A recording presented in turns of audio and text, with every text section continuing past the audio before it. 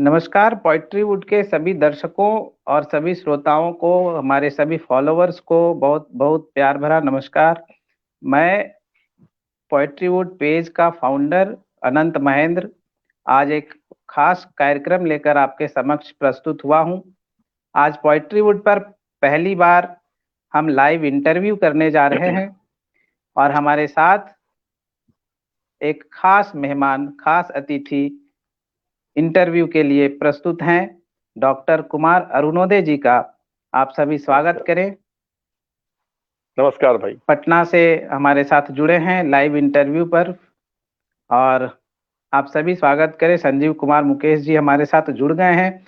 आप इसी तरह लाइव जुड़ते जाएं और आज के इस इंटरव्यू में अपने प्रश्न भी पूछ सकते हैं कमेंट बॉक्स में, जिनका उत्तर देंगे हमारे आज के मेहमान डॉक्टर कुमार अरुणोदय जी। और बिल्कुल मैं देख पा रहा हूँ ऋषभ देव जी हमारे साथ जुड़ गए हैं और आप सभी का भी स्वागत है। हम सभी पोइट्री वुड के माध्यम से इस लॉकडाउन की परिस्थिति में विगत कई दिनों से कविताओं के साथ आ रहे कवियों का स्वागत करते आ रहे थे।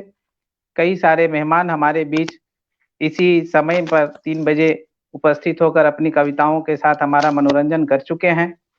उसी सिलसिले को एक नया रूप देते हुए मैं आज आपके साथ एक विशेष प्रकार का कार्यक्रम लेकर आया हूं, जिसमें हम सभी साक्षात्कार करेंगे। कुछ प्रश्न, कुछ परिचर्चाएं, कुछ विचार, कुछ विमर्श होंगे जाने माने शिक्षाविद, साहित्यकार एवं समाजसेवी डॉक्टर कुमार अरुणोदय के साथ। स्वागत है कुमार भैया आपका। नमस्कार भाई। सारे जो दर्शक हैं आप सबका अभिवादन। और सवाल जवाब का सिलसिला प्रारंभ हो उसके पहले मैं चाहूंगा कि एक संक्षिप्त परिचय आप सभी को डॉक्टर कुमार अरुणोदय जी के विषय में मैं दे दूं। सीतामढ़ी के मुबारकपुर में जन्मे डॉक्टर कुमार अरुणोदय पटना के जाने माने साहित्यकार, प्रखर वक्ता, शिक्षाविद एवं समाजसेवी हैं। झारखंड के लातेहार में स्थित नेतरहाट से स्कूली शिक्षा प्राप्त करने वाले डॉक्टर कुमार ने आर्किटेक्चर में स्नातक की शिक्षा ग्रहण की। पटना के इस्कॉन मंदिर में भी अपनी आर्किटेक्ट कौशल की छाप छोड़ने वाले डॉक्टर कुमार अरुणोदय अनायास ही दूसरे क्षेत्र की ओर मुड़ जाते हैं। अपनी मां द्वारा स्थापित विद्यालय कृष्णा निकेतन की जिम्मेदारी संभालते संभालते हमें भी पढ़ाओ जैसी सामाजिक व शैक्षिक संस्था का संचालन करने लगते हैं। करियर में आर्किटेक्ट और अब सोशल आर्किटेक्ट की भूमिका इस प्रकार निभाते हैं कि श्रीलंका के प्रधानमंत्री द्वारा कोलंबो में डॉक्टरेट की उपाधि से विभूषित हो जाते हैं। भारत में भी कई राष्ट्रपति जैसे प्रतिभा देवी सिंह पाटिल, डॉक्टर प्रणब मुखर्जी और रामनाथ कोविंद जी जैसे हस्तियों से सम्मानित हो चुके डॉक्टर कुमार साहित्य के क्षेत्र में भी पदार्पण करते हैं और अपनी कविताओं एवं काव्य संग्रह जैसे हरसिंगार आदि से अपनी दमदार उपस्थिति साहित्य के क्षेत्र में भी दर्ज करते हैं। आज हम पोइट्री वुड में चर्चा करेंगे उनके सामाजिक और साहित्यिक गतिविधियों की और पूछेंगे कुछ प्रश्न उनके अनछुए व्यक्तित्व को तलाशते हुए। तो स्वागत है डॉक्टर कुमार अरुणोदय जी का आपका इस पोइट्री वुड के लाइव इंटरव्यू के सत्र में। आप दर्शकों के साथ अपने अनुभव कुछ साझा करेंगे, आज कुछ अभी कहना चाहते हैं, आपका स्वागत है। ये बड़ा सुखद संयोग कि आज पोइट्री वुड के मंच से मुझे आप सबों से जुड़ने का मौका मिल रहा है। अनंत महेंद्र जी युवा हैं, अच्छे वक्ता हैं, युवा कवि हैं। इनकी कविताओं को मैंने सुना भी है, एक आध बार मौका मिला मुझे मंच से सुनने का भी। कल बात हो रही थी मेरी कि इनसे बात हो रही थी और आज तक जो मैंने देखा था पोइट्री वुड से जो कुछ बड़े बड़े कवियों को लाके उनका जो लाइव था यहाँ से होता था पोइट्री वुड के पेज से, कल इनसे बात हुई कि नहीं हम लोग बात करना चाहते हैं साक्षात्कार के रूप में या कुछ गपशप के रूप में। हमने कहा बड़े बड़े कवियों को अपने मंच पर, तो कहा नहीं आप आइए हम लोग गपशप करेंगे। तो मैं उसी भाव से आपके सामने आया हूँ। न मैं बड़ा व्यक्ति हूँ, न मैं बड़ा कवि हूँ, न बड़ा साहित्यकार हूँ। निश्चित रूप से आप सबों के सामने एक भाई के रूप में रहूंगा और जो मैंने सीखा है आप सबों के बीच रहकर या साहित्य की सेवा कर तो उन्हीं अनुभवों को या उसकी बातों का साझा करने की मैं कोशिश करूंगा। जहां तक यही बात है। मेरे दो भावा थे और राजा थे, और ये तीसरी पुस्तक मेरी अभी हाल में आई है कुछ दिनों पहले, हर श्रृंगार, जो जी काव्य संग्रह है। जी और एक पुस्तक है जो मेरी, अब ये कैसे कहूँ कि ये वो क्या है, बड़ी थोड़ी महत्वाकांक्षी है पुस्तक मेरे लिए भी है। अब महत्वाकांक्षी मैं हूँ उस पुस्तक के लिए, या पुस्तक ही महत्वाकांक्षी है मेरे लिए, ये कहना मुश्किल है मेरे वाह, लिए, क्योंकि बिल्कुल। अभी पुस्तक का नाम आगे पिनाक है। पिनाक से आपका आगे परिचय होगा। आगे इस पिनाक शब्द विषय पर ये आगे शिव इस का विषय पर त्रिशूल रहा है। चर्चा होगी, और श्रृंगार से लेकर पिनाक तक हम चर्चा करेंगे डॉक्टर कुमार अरुणोदय से। जी और मैं चाहता हूं कि इस बातचीत की गति को थोड़ा मंथर करें, और थोड़े धीमे धीमे प्रश्नों से बढ़ते हुए हरसिंगार होते हुए पिनाक तक पहुंचेंगे। तो डॉक्टर कुमार भैया से मेरा पहला प्रश्न ये होगा कि ये जो कोरोना काल की विषम परिस्थिति में आज हम सभी इस कदर त्रस्त हैं, सारा विश्व लगभग थम सा गया है, ऐसे में डॉक्टर कुमार अरुणोदय जी लॉकडाउन कैसे बिता रहे हैं? देखिए, एक मैंने अपने पहले की वीडियो में भी इतनी बात कहा है कि अगर संकट का समय हो, कोई अगर आपदा का समय हो, तो उस पर मातम मनाने से बेहतर है कि अपने जो भीतर की ऊर्जा है, जिजीविषा बिल्कुल है, उसको थोड़ा सकारात्मक पक्ष दे दीजिए, मोड़ दे दीजिए उसको। आप दिन भर बिल्कुल। बैठकर हम कोरोना से हुई मौत की बात करते रहे, या वो जो हजार कब दहाई से सैकड़ा में गया, सैकड़ा से हजार में गया। और अभी भी मैं सुबह बात कर रहा था एक आध लोगों से, वो अब ये कह रहे थे कि देखिए भैया, आने वाले 2-3 दिनों में यह आंकड़ा 1 लाख क्रॉस कर जाएगा। जी हमने जी कहा जी उस आंकड़े को ना आप रोक सकते हो ना हम रोक सकते हो, उस पर चर्चा क्यों करनी है मुझे? जो बिल्कुल हो रहा है समाज में उसको आप स्वीकार क्यों नहीं करना चाहते हैं? हाँ, कोरोना से बचने की आवश्यकता है। जो कोरोना की विभीषिका है उससे बचने की आवश्यकता है। आप कोरोना को बिल्कुल। रोक नहीं सकते, आप कोरोना को हटा नहीं सकते आप। और जहां तक पक्ष की बात है, मैंने पहले भी 2-4 वीडियो पोस्ट किए थे। अभी सबसे बेहतर समय था अपने आप को देखने का। मुझे पता नहीं बिल्कुल कि जो हमारे दर्शक जुड़े हैं या जो जुड़ने वाले होंगे, मैं एक ही बात पूछता हूं, कभी आपने इस कोरोना काल के पहले कभी चैन से, पल से, आराम से बैठकर 2 रोटी खाई है किसी ने आज तक? कुछ लोगों को छोड़कर। सुबह सही। उठना, भागम भाग, तैयार होते हैं भागम भाग में, माँ या पत्नी 2 रोटी का नाश्ता लगाती है, वो भी आप मोड़ते हुए खा के निकलते हैं कि ऑफिस में देर हो जाएगी। बिल्कुल रास्ते में ट्रैफिक है, वहां भागम भाग, कार्यालय, हर जगह भागम भाग की स्थिति है। तो अभी तो कोई नहीं है, कोई भागम भाग नहीं है। आप आराम से उठ सकते हैं, कहीं बाहर सही। निहार सकते हैं। कभी बाहर निहारिए ना प्रकृति को, चिड़ियों की बिल्कुल चहचहाट निश्चित रूप से आपको सुनाई देगी। हवाएं सही। सरसरा रही हैं, आपको सुनाई देगी, आप सुनना चाहें तो। और मेरा कोई ऐसा कोई शौक शुरू से बहुत कुछ रहा, मन में था कि मैं गाना गाऊंगा, हाँ जो नृत्य है वो सीखूंगा या कोई बजाना सीखूंगा। इस कोरोना काल में ये मौका मिला है मुझे। जैसे मेरा सही। एक शौक था ड्रम बजाने का, तो अब थोड़ा हाथ साफ कर रहा हूँ।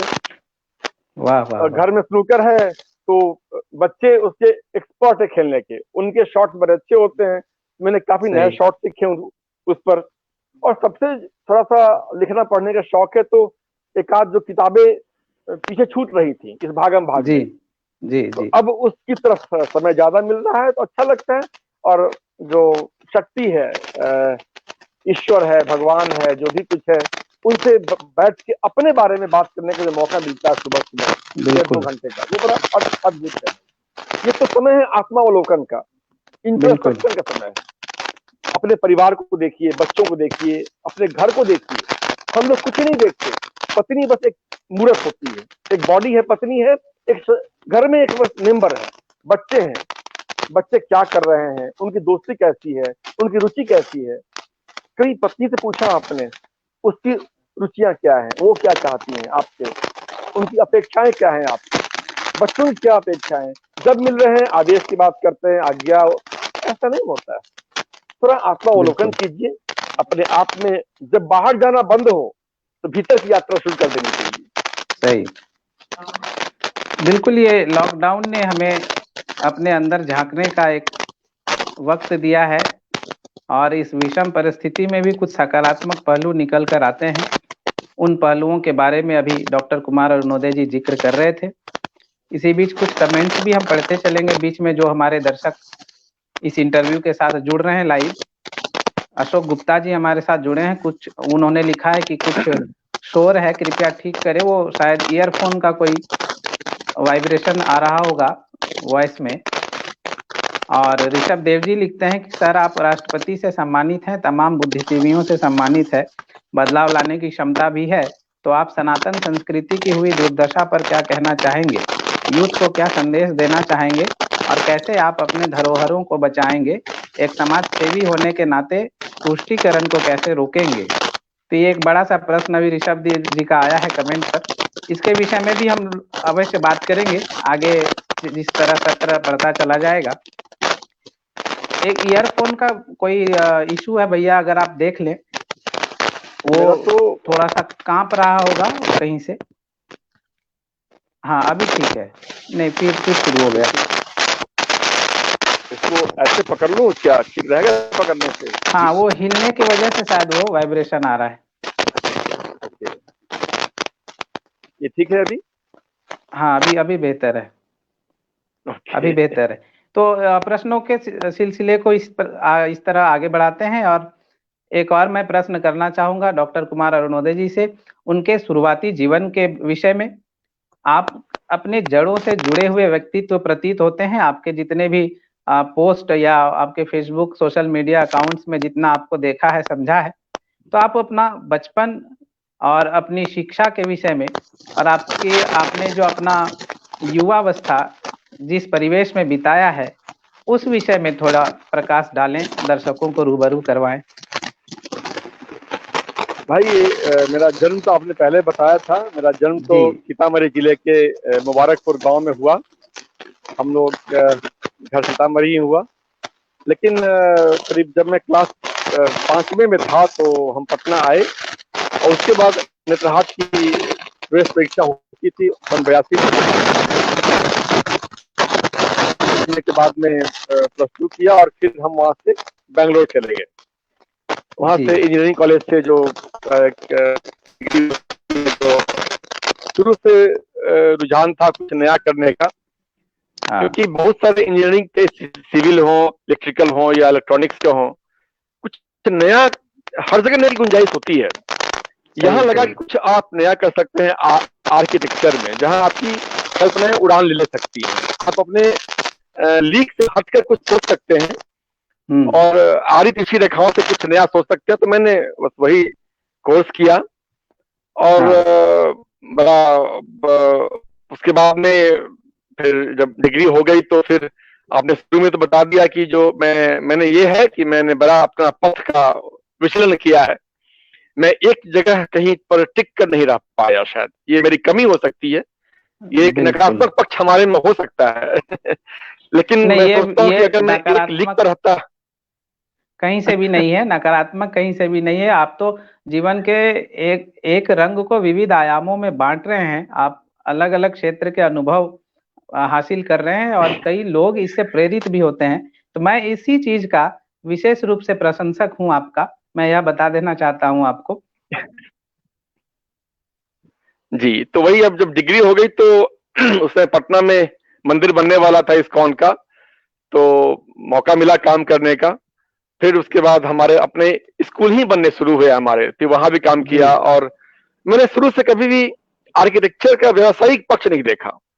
जो बड़े संस्थान हुए या जो मंदिर हुआ या कोई अगर कोई बड़ा इंस्टीट्यूट की बात करें या मंदिरों का जो नक्शा मैंने बहुत बनाया है, लेकिन मैंने 2-4 सालों में लगा कि भाई अब आपके गांव में जो मंदिर है वहां भी शायद आपने कुछ इस प्रकार का ही काम किया था। जी, वो मेरी माँ का मंदिर है। वो जब बन रहा था तो बड़ी एक हम लोग सामने चैलेंज था कि सुदूर गांव में जहां पर कोई भी आधुनिक व्यवस्था नहीं हो सकती है, और मन में संकल्प था कि कुछ विशेष नक्शा बनाए। तो अष्टकोणीय मंदिर हमने बनाया था। अष्टकोणीय ही नींव है उसकी। और खूबसूरती इस बात की है कि वो जो अष्टकोणीय फलक है वो नीचे से शुरू होकर शिखर तक अष्टकोणीय रूप में ही जाता है। तो हाँ ये बड़ा चैलेंज था हमारे लिए कि गांव में जब व्यवस्थाओं की कमी हो तो हम उस एंगल को कैसे एक शून्य लेवल तक लाके उसका सबमर्ज कर सकते हैं। लेकिन भगवती का आशीर्वाद था और आप सब बड़ों का आशीर्वाद और सब मित्रों का स्नेह था कि वो काम पूरा हुआ। और उस निर्माण के लिए उस समय एल&टी कंपनी जो सीमेंट की बड़ी कंपनी है उसके पदाधिकारी भी आए जी, थे गांव तक देखने के लिए। और उन्होंने बड़ा क्या अच्छा बात है। लिखा था कि भाई आपने बड़ा अच्छा किया है गांव में ऐसा मंदिर बनाना। मैंने उन मंदिरों के जो कुछ चित्र है मैंने कल पोस्ट भी किए हैं अपने वॉल से। हाँ तो बिल्कुल आज भी बिल्कुल। जाता हूँ तो अच्छा लगता है। 2-4 सालों में लगा कि भाई अब बहुत नक्शा हो गया, बहुत मंदिर बन गए, बहुत नक्शे बन गए। तो फिर विद्यालय में घुसा, शिक्षा से जुड़ाव शुरू से रहा होगा, पता नहीं मन में क्या था। विद्यालय में जुड़ा रहा, फिर समाज सेवा की तरफ झुका। हमारी संस्था हमें ही पढ़ाओ है, जहाँ गरीब बच्चों की हम जी निःशुल्क व्यवस्था करते हैं शिक्षा की। बिल्कुल। और आज मेरा आपसे प्रश्न, रूबरू हो रहे हैं। जी अगला जो प्रश्न है मेरा बिल्कुल इसी विषय पर है कि ये आर्किटेक्ट से साहित्य और समाज सेवा की ओर झुकाव कैसे हो गया, शिक्षा के क्षेत्र में इस प्रकार की भागीदारी, सक्रिय भागीदारी, क्योंकि आप तो किसी और करियर की तरफ निकले थे, वहां से फिर अचानक मुड़ते हैं और शिक्षा के क्षेत्र में स्कूल जो आपकी माँ ने स्थापित किया था, तो वो स्कूल जो है आपका कृष्णा निकेतन, उसके विषय में भी कुछ प्रकाश डालते हुए हमारे दर्शकों को बताइए। और दर्शकों को कमेंट्स स्क्रीन पर वो फ्लैश भी होते हैं बीच बीच में, तो सारे जी दर्शक कमेंट्स करते रहें, कुछ सवाल हो तो पूछते रहें। जी। आपने पहले ही कहा कि आप आर्किटेक्चर में थे, तो मैंने पहले कहा कि भवन निर्माण की जो कल्पनाओं को मैं जोड़ा करता था। मन में जो कल्पनाएं होती हैं, भावनाएं होती हैं, उन्हीं को आप आड़ी तिरछी रेखाओं से जोड़ के एक भवन का या जी किसी मंदिर का या किसी संस्थान का नक्शा खींचते हैं। तो सही। जुड़ाव तो वहां भी आप करते हैं, जोड़ने का काम वहां भी करते हैं आप। हम्म। तो आज जब जब हम आर्कि, आर्कि, जब जब मैं आर्किटेक्चर में था, जब हम वहां भवन निर्माण की बात करते थे, तो शायद उन जो कुछ बीज भीतर में रहे हों, जो भावनाएं भीतर में रही हो मेरी, हो सकता है हाँ उन्हीं बीजों का प्रतिफल रहा हो शिक्षा में या समाज सेवा में जुड़ने का। क्योंकि शिक्षा में भी आप जोड़ते हैं, तोड़ते नहीं हैं आप। सही सही सही। मैंने अपने कितने मंचों से कहा है कि शिक्षा सदा से जोड़ती रही है समाज को, लेकिन जो राजनीति है वो तोड़ती रही है। तो बिल्कुल। जुड़ाव शुरू से रहा। भवन निर्माण का कार्य करते करते शिक्षा में जुड़ना। आपने कृष्णा निकेतन की चर्चा की, वो अब तो ये कहना मुश्किल कि माँ नहीं है, माँ तो हमेशा मेरे पास होती है। लेकिन हाँ, बिल्कुल। सशरीर नहीं है, आप ये कह सकते हैं। तो ये उनका सपना था कि एक राष्ट्रीय स्तर पर बालिकाओं के लिए, बच्चियों के जी। लिए एक विद्यालय की स्थापना हो, जहां पर व्यवसायिक पक्ष को थोड़ा सा दरकिनार करते हुए, उसको हम हटा भी नहीं सकते, क्योंकि विद्यालय संचालन में व्यवसाय की आवश्यकता पड़ती है, धन की आवश्यकता पड़ती है। फिर भी उस पक्ष को अधिक महत्व न देते हुए एक ऐसे संस्थान की स्थापना हो जहां पर बच्चियों में संस्कृति, संस्कार, विरासत और समृद्धि, इन जो चार हाँ चार मूल तत्व हैं जीवन के, इसकी बच्चियों में स्थापना की जाए। तो बिल्कुल। तो हम अपने आपने विद्यालय में जी आपने माँ का जिक्र किया, और माँ से आपका जुड़ाव मैंने काफी बार महसूस भी किया है। आपने कहा कि माँ बस सशरीर नहीं है लेकिन माँ है। तो मैं जी जी चाहूंगा कि आप चूंकि पोएट्री वुड के इस प्लेटफॉर्म पर कविताओं को सुनने के आदी हैं हमारे दर्शक, तो क्यों ना माँ जी। पर आपकी भावनात्मक कुछ पंक्तियां हो जाए इस बीच, फिर हम बातचीत का सिलसिला जारी रखेंगे हमारे दर्शकों माँ के पर लिए। तो जी जी माँ पर तो बहुत सारी कविताएं हैं, लेकिन ये चुनना मेरे लिए थोड़ा मुश्किल होगा कि किस कविताओं की मैं बात करूं। अगर आप कुछ मदद करें मेरी, तो मतलब थोड़ी सुविधा होती मुझे। मैंने तो अभी हाल ही में आपका एक लाइव वीडियो देखा था आपके अकाउंट में, अपने माँ पर कुछ जी उसमें पढ़ा था, अगर उसी में से कुछ हो। ओके, ठीक है। तो अपने जो मेरी एक पुस्तक है हरसिंगार, उसी में जी जी माँ जी। पर कुछ कविताओं की रचना मैंने की थी। तो कोशिश करता हूँ कि उसी पुस्तिका से मतलब मैं एक कविता आपको सुना दूं। एक जी मिनट। जी, स्वागत स्वागत है। हाँ, ये बहुत सारी कविताएं हैं, लेकिन चलो मैं सुनाता हूँ। माँ 19 तपिश की पीड़ा, माँ 19 तपिश की पीड़ा। 19 साल हो गए माँ तुझे देखे हुए। तुमने कहा था मैं जाऊंगी नहीं, लगता है कि बहुत बड़ी बात हुई होगी तेरे जाने में। आंसू सूखते नहीं माँ, दिल भरता नहीं, जी लगता नहीं, तेरे वजूद की खोज से क्या बात चलता है। हूँ। कैसे कहूँ कि आज के दिन तुम चली गई थी किसी अंतहीन यात्रा पर, यह कहकर हाँ अपना ख्याल रखना। तुम्हें कैसे मालूम कि हमने भी सीख लिया है तेरे बगैर ही जी लेना। अब तो याद भी नहीं क्या आती, बात। खोजता भी नहीं तुम्हें, बस एक आदत जाती नहीं माँ। तुझे खिलाए बिना निवाला भी सांस नहीं देता, सांसें भी कह डालती हैं माँ को याद कर लिया कर। सांसों को क्या मालूम बिन तेरे सांसें भी सांस नहीं लेती। हाँ फूल लाता हूँ, फूल लाता हूँ, रोली चढ़ाता हूँ, अक्षत और कुमकुम से तुझे सजाता हूँ। जब अपने आप को ही सजवाना था माँ तो मेरी क्या जरूरत थी। मैं तो हाँ तेरी गोद में सोने आया था, मैं तेरे कंधों पर रोने आया था, तेरे आंचल में छुपने आया था, अपने भाग्य को तुझसे चुमवाने आया था माँ। तूने जाते ही मुझे बड़ा बना दिया माँ। न तो सोता हूँ न ही रोता हूँ, छुपाने को कुछ है नहीं तो छुपता भी नहीं। चुभने को तेरे दोनों पोते हैं ना मेरे पास। हाँ। तेरा उड़हुल सुख रहा माँ, तेरा उड़हुल सुख रहा माँ, पानी दिए चलता हूँ। इस अंगना न सही अपने ही आंगन लगाऊंगा, उसी फूल से तेरा श्रृंगार करूंगा माँ। बहुत लंबी कविता है लेकिन जी जी, तो उसने माँ की पर जी कविताओं के बिल्कुल। साथ वो थोड़ा जो सा ये एक थोड़ा ऐसा असहज विषय कर ही है जाता जिस है पर कुछ भी शब्दों कि से मैं रचना पहले भी कहा था। बेहद मुश्किल बात है।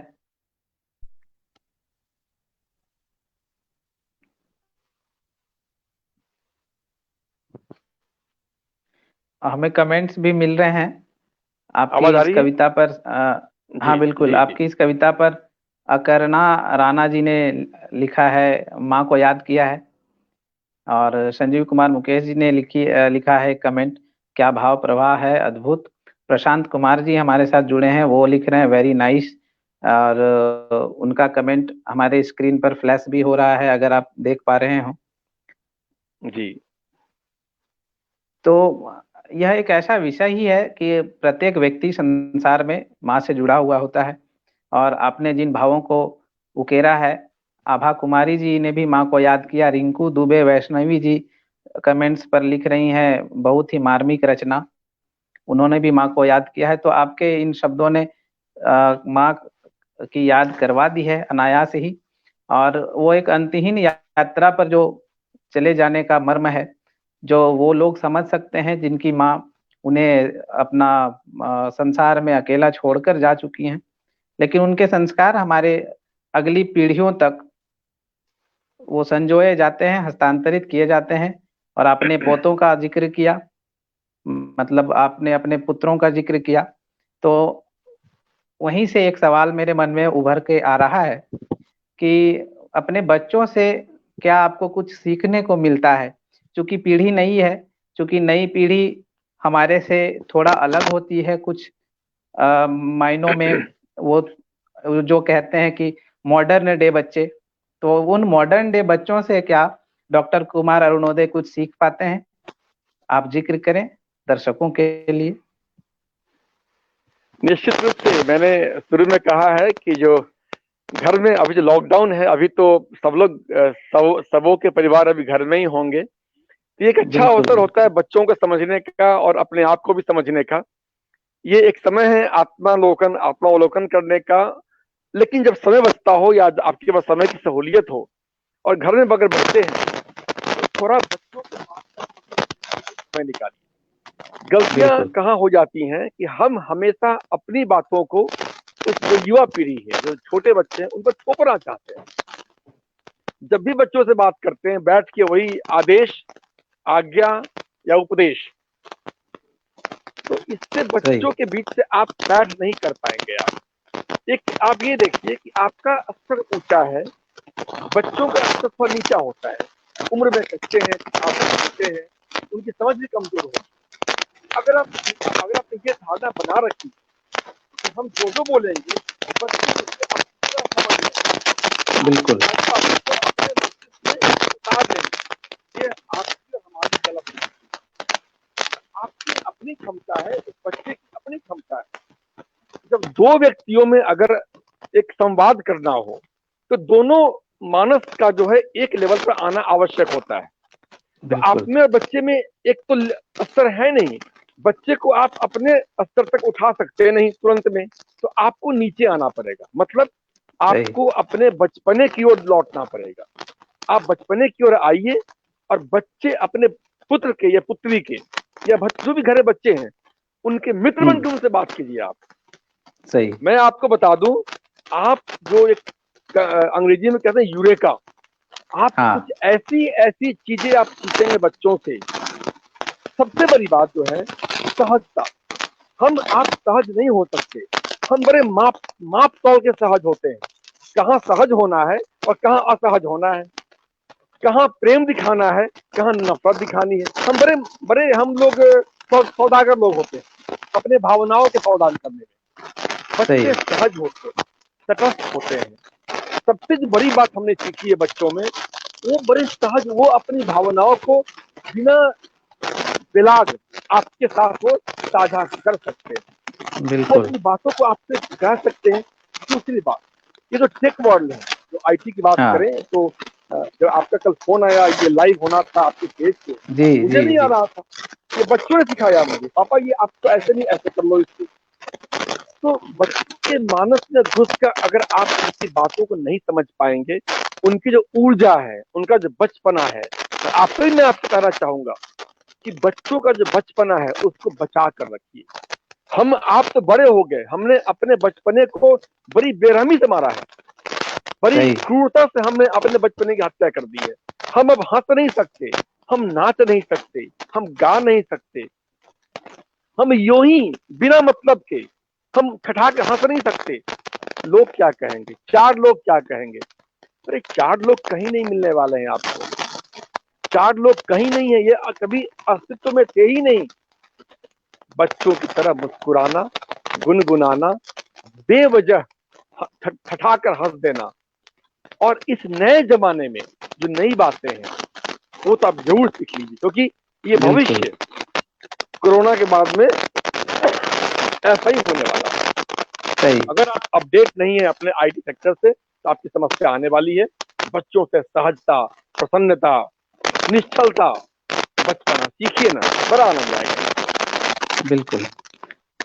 आपकी बातों को कई लोग सुन रहे हैं, आपकी बातों से कई लोग प्रभावित हो रहे हैं और उनके कमेंट्स लगातार हमारे कमेंट बॉक्स पर आ रहे हैं।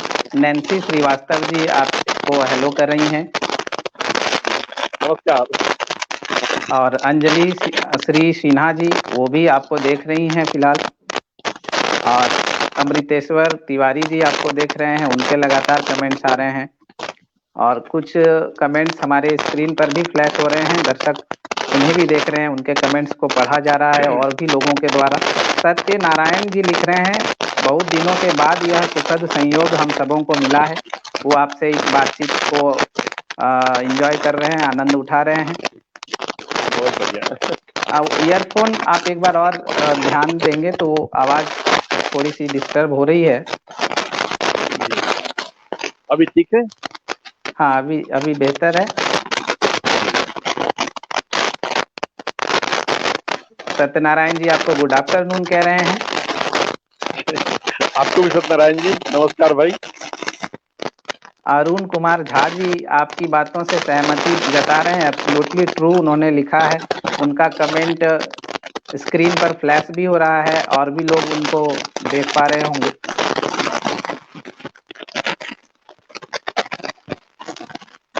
सम्राट आयुष यदुवंशी जी लिखते हैं ऑसम सर, आपकी तारीफ में। आप सबों का आभार, जिन लोगों ने समय निकाला सुनने को, देखने को। जितने दर्शक हैं आप सबों का अभिनंदन मेरी ओर से, नमस्कार। सोनू जी, सोनू नाज लिख रहे हैं आपको हेलो।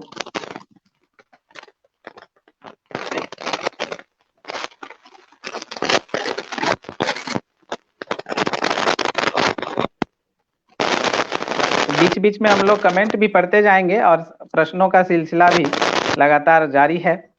तो डॉक्टर कुमार अरुणोदय से मैं अगला प्रश्न करता हूँ कि आपने अभी परिवार की बातें की, बच्चों की बातें की, जिस प्रकार रिंकू दुबे जी भी आपको प्रणाम कर रही हैं। उन्होंने लिखा है कि बहुत ही बेसब्री से प्रतीक्षा की हमने अरुणोदय सर को सुनने की। आप आप एक सबों को बार प्रणाम रिंकू मेरी ओर से। जी जी जी, मैं कह रहा था कि जिस प्रकार अभी परिवार की आपने बातें की और कहा कि बच्चों के साथ हमें भी कुछ सीखना चाहिए। बच्चों के पास जो एक इनोवेशन होता है, वो इनोवेशन जो पुरानी पीढ़ी है उनको जरूर सीखना चाहिए। लेकिन बच्चे माँ के प्रति ज्यादा भावुक होते हैं, बच्चे माँ से ज्यादा जुड़े होते हैं। आपके परिवार में आपके बच्चों की माँ अर्थात आपकी पत्नी, वो कदम से कदम मिलाकर चलती हैं आपके साहित्यिक और सार्वजनिक जीवन में। हमने कई सारे अखबारों में उनकी तस्वीरें आपके साथ देखी हैं, आपके आलेखों में उनका जिक्र पढ़ा है। तो आपकी पत्नी का योगदान आपके सार्वजनिक जीवन में किस प्रकार है? अगर आप कुछ इस पर भी प्रकाश डालें तो कई लोग इससे प्रेरित होंगे, कई सारी महिलाएं वो भी प्रेरित होंगी। ये बड़ा कठिन प्रश्न है सच कहें तो। लेकिन हाँ, ये मैं जरूर कहना चाहूंगा कि मैंने पहले भी कहा है कि छोटा सा मैं समय लूंगा इस पर। मैं जी तीज भी जी जी, करता हूँ और मैं तीज भी करता हूँ, मैं करवा चौथ भी करता हूँ, क्या बात और है, वाह, मैं उसके पोस्ट भी करता हूँ। लोगों ने कहा क्या कि बात, आप क्यों करते हो, ये तो पत्नियों का धर्म है करने का, ये उनकी बिल्कुल जिम्मेदारी होती है करने की।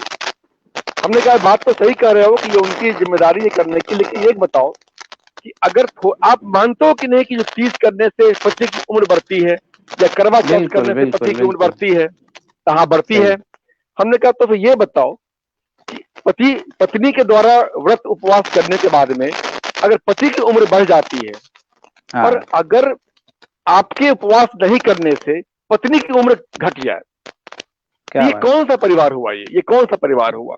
बहुत बहुत अगर सुंदर बात आप कही आपने। पति पत्नी की बात आप कर रहे हैं तो दोनों का साथ होना आवश्यक है। और अगर पत्नी के व्रत बिल्कुल करने से पति की उम्र बढ़ जाती है, तो निश्चित रूप से पति के व्रत करने से पत्नी की उम्र बढ़ेगी, और तभी ये परिवार आपका हाँ, सही, साथ हो भी पाएगा आपका। तो साथ होने की आवश्यक है। जिस बिल्कुल गाड़ी में दो चक्के की बात अगर हो, एक चक्का छोटा हो, एक चक्का हो ही नहीं या पंचर हो जाए, तो गाड़ी चलेगी कैसे आपकी? तो परिवार में हमने पहले भी कहा है कि हर एक व्यक्ति को, मेरी मेरी सलाह भी होगी जो युवा पीढ़ी है, छोटे बच्चे हैं, कि अपने परिवार के आसपास एक लक्ष्मण रेखा आप जरूर खींच के रखिए। वो आपकी सही, रेखा है, वो आपका बिल्कुल दायरा है, आपका परिवार है, सुरक्षित जगह आपका, बहुत उसमें किसी का इंटरफेरेंस नहीं होना चाहिए। आप अपने जीवन के साथ में उस रेखा को समाहित कर लीजिए। आपने सब कहा कि भाई पत्नी की क्या भूमिका है, ये मैं सबसे बड़ी बात तो ये है अनंत जी, अगर जी। पत्नी की अगर सहभागिता नहीं हो, या अगर उनकी ओर से सहूलियत नहीं हो, तो हम तो अभी आपके सामने लाइव भी नहीं हो पाते। तो घर में बहुत क्या सारे बात, काम भी होते हैं। निश्चित रूप बिल्कुल से जब बिल्कुल, मेरी पहली पुस्तक आई थी मेरी भावाशेष, तो उसके लोकार्पण में मैंने कहा था कि अगर पत्नी का सहयोग नहीं होता तो ये पुस्तक मैं लिख भी नहीं पाता शायद। क्या और बात, मैंने पत्नी और परिवार के समय चुराकर इन किताबों की रचना भी की है। बच्चों को पता है बहुत कि अच्छे, मैं लिखता हूँ, मुझे कुछ समय चाहिए होता है, और जब मैं लिखने बैठता हूँ तो पत्नी और बच्चे ये कोशिश करते हैं कि मेरे आसपास थोड़ा व्यवधान नहीं हो, कम से कम कि मैं लिखता हूँ तो मन से लिखता हूँ। तो उनके बिना बिल्कुल, कुछ भी संभव नहीं। उनकी पूरी सहभागिता है, पूरी व्यवस्था। मैं अभी लाइव आपके सामने हूँ, उन्होंने पूरी व्यवस्था कर रखी है कि इस कमरे में अभी कोई और नहीं आए कम से कम, ताकि इस बिल्कुल, लाइव में कोई डिस्टर्बेंस नहीं हो, कोई व्यवधान नहीं हो। तो साथ चलने की आवश्यकता है। उनकी अपेक्षाओं को आप पूरा कीजिए, आपकी अपेक्षाओं को वो पूरा करेंगे। यही तो परिवार है बिल्कुल आनंद बिल्कुल, बिल्कुल। जी। और इस प्रश्न पर लोगों की जबरदस्त प्रतिक्रिया आ रही है कमेंट में। और एक भाई साहब हैं अमृतेश्वर तिवारी जी, उन्होंने लिखा है मेरा नाम लेकर कि अनंत भैया भाभी सुन रही होगी, आप तैयार रहो अब तीज और करवा चौथ के लिए। हालांकि ये व्यथा उनकी स्वयं की होगी, चलिए स्वागत है। लेकिन यह जो आपने बात कही यह और लोगों को जरूर प्रेरित करेगा। और जो सामंजस्य की बात है, जो पत्नी का धर्म पति के लिए है वह पति का धर्म पत्नी के लिए भी है। तो आपकी यह बात बिल्कुल कई लोगों के दिल को छू रही होगी निश्चित रूप से।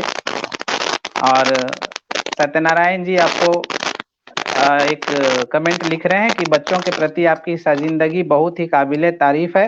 भारतवर्ष में फैले हमें भी पढ़ाओ, समाज के उपेक्षित बच्चों के लिए चलाया गया यह केंद्र बहुत ही उपयोगी है। यह उन बच्चों के लिए बहुत ही उपयोगी है। तो यह जो सत्यनारायण जी का कमेंट है, मेरा अगला प्रश्न यहीं से निकलता है। चूंकि पारिवारिक विषयों पर हमने बातें की और अब मेरा अगला पड़ाव सामाजिक क्षेत्र की ओर जो आपकी सक्रियता है उस पर ही है। तो हमें भी पढ़ाओ संस्था के विषय में जरूर हमारे दर्शकों को भी जानना चाहिए, और इसकी शुरुआत कैसे हुई और इसका संचालन किस प्रकार होता है पूरे भारतवर्ष में। कृपया इस पर प्रकाश डालिए, हमारे दर्शकों को रूबरू कराइए। ये जो हमारी संस्था है हमें भी पढ़ाओ, मैं पहले बता दूं कि ये एक बड़ी संस्था नहीं है। ये देश के कई राज्यों में बड़े बहुत छोटे स्तर पर जो स्लम एरिया को हमने चिन्हित किया हुआ है, वहां जाकर हम उन गरीब बच्चों के लिए या जो समाज की जो उपेक्षित बच्चे होते हैं उनके लिए निःशुल्क पढ़ाई लिखाई की व्यवस्था करते हैं। हमें कोई सरकारी अनुदान नहीं, हम अपने जो हमारे कुछ विद्यालय चलते हैं उन्हीं विद्यालयों से एक अंश निकालकर हम इस कार्यक्रम में लगाते हैं हम लोग। अभी करीब 45-46 हमारी संस्थाएं चल रही हैं। बिहार है, झारखंड है, हरियाणा है और देहरादून में हमने शुरुआत की है। और अभी जम्मू में एक बात हो रही, जम्मू में हम खोलना चाह रहे हैं, कटरा के पास है हमारी बात। बहुत अच्छा। लेकिन एक बात मैं जरूर कहना चाहूंगा कि ये एक ऐसा कार्यक्रम है, ये एक ऐसी संस्था है, ये एक ऐसा उद्देश्य है जिसको करते रहने में मुझे गर्व की अनुभूति नहीं होती। सबको आश्चर्य हो रहा होगा, कोई व्यक्ति अगर कि समाज में गरीबों के लिए कुछ खाना बांटता है या कपड़े बांटता हो या पढ़ाई की बात करता हो तो बड़े एक संतुष्टि मिलती है कि मैं बहुत बड़ा काम कर रहा हूँ। सही जी। सच कहिए तो मुझे अपने आप से नफरत होती है कि हम ऐसा काम कर क्यों रहे हैं। मेरा वश चले, मैं तो ईश्वर से हर दिन प्रार्थना करता हूं अपनी पूजा में कि हे ईश्वर एक ऐसा दिन लाओ, एक ऐसी व्यवस्था करो कि हमारे जितने भी केंद्र हैं हमें पढ़ाओ के सारे केंद्र हमारे बंद हो जाएं। क्योंकि जो मैंने 2-3 बातें मैंने की। एक तो आपने बात की हमें पढ़ाओ की, जो गरीब बच्चों को पढ़ाती है। आखिर हमारे देश में, हमारे राष्ट्र में गरीब बच्चे अगर निरक्षर हैं, अशिक्षित हैं, तभी तो इसकी जरूरत पड़ती है हमें पढ़ाओ जैसी संस्थाओं की। बिल्कुल बिल्कुल। तो बच्चों का शिक्षित होना आवश्यक है। बच्चे स्वस्थ हों, शिक्षित हों, तो फिर इन संस्थाओं की जरूरत ही नहीं पड़ेगी किसी भी देश में। अभी एक और मैंने बात की कि जिस समाज, आप देखिए पहले आज अनाथालय या वृद्धाश्रम बड़े जोर शोर से उसकी बातें होती है। सही। कोई बड़ा सेठ जी हो या कोई बड़े पूंजीपति हो, उन्होंने अगर किसी अनाथालय का निर्माण कर दिया, वृद्धाश्रम का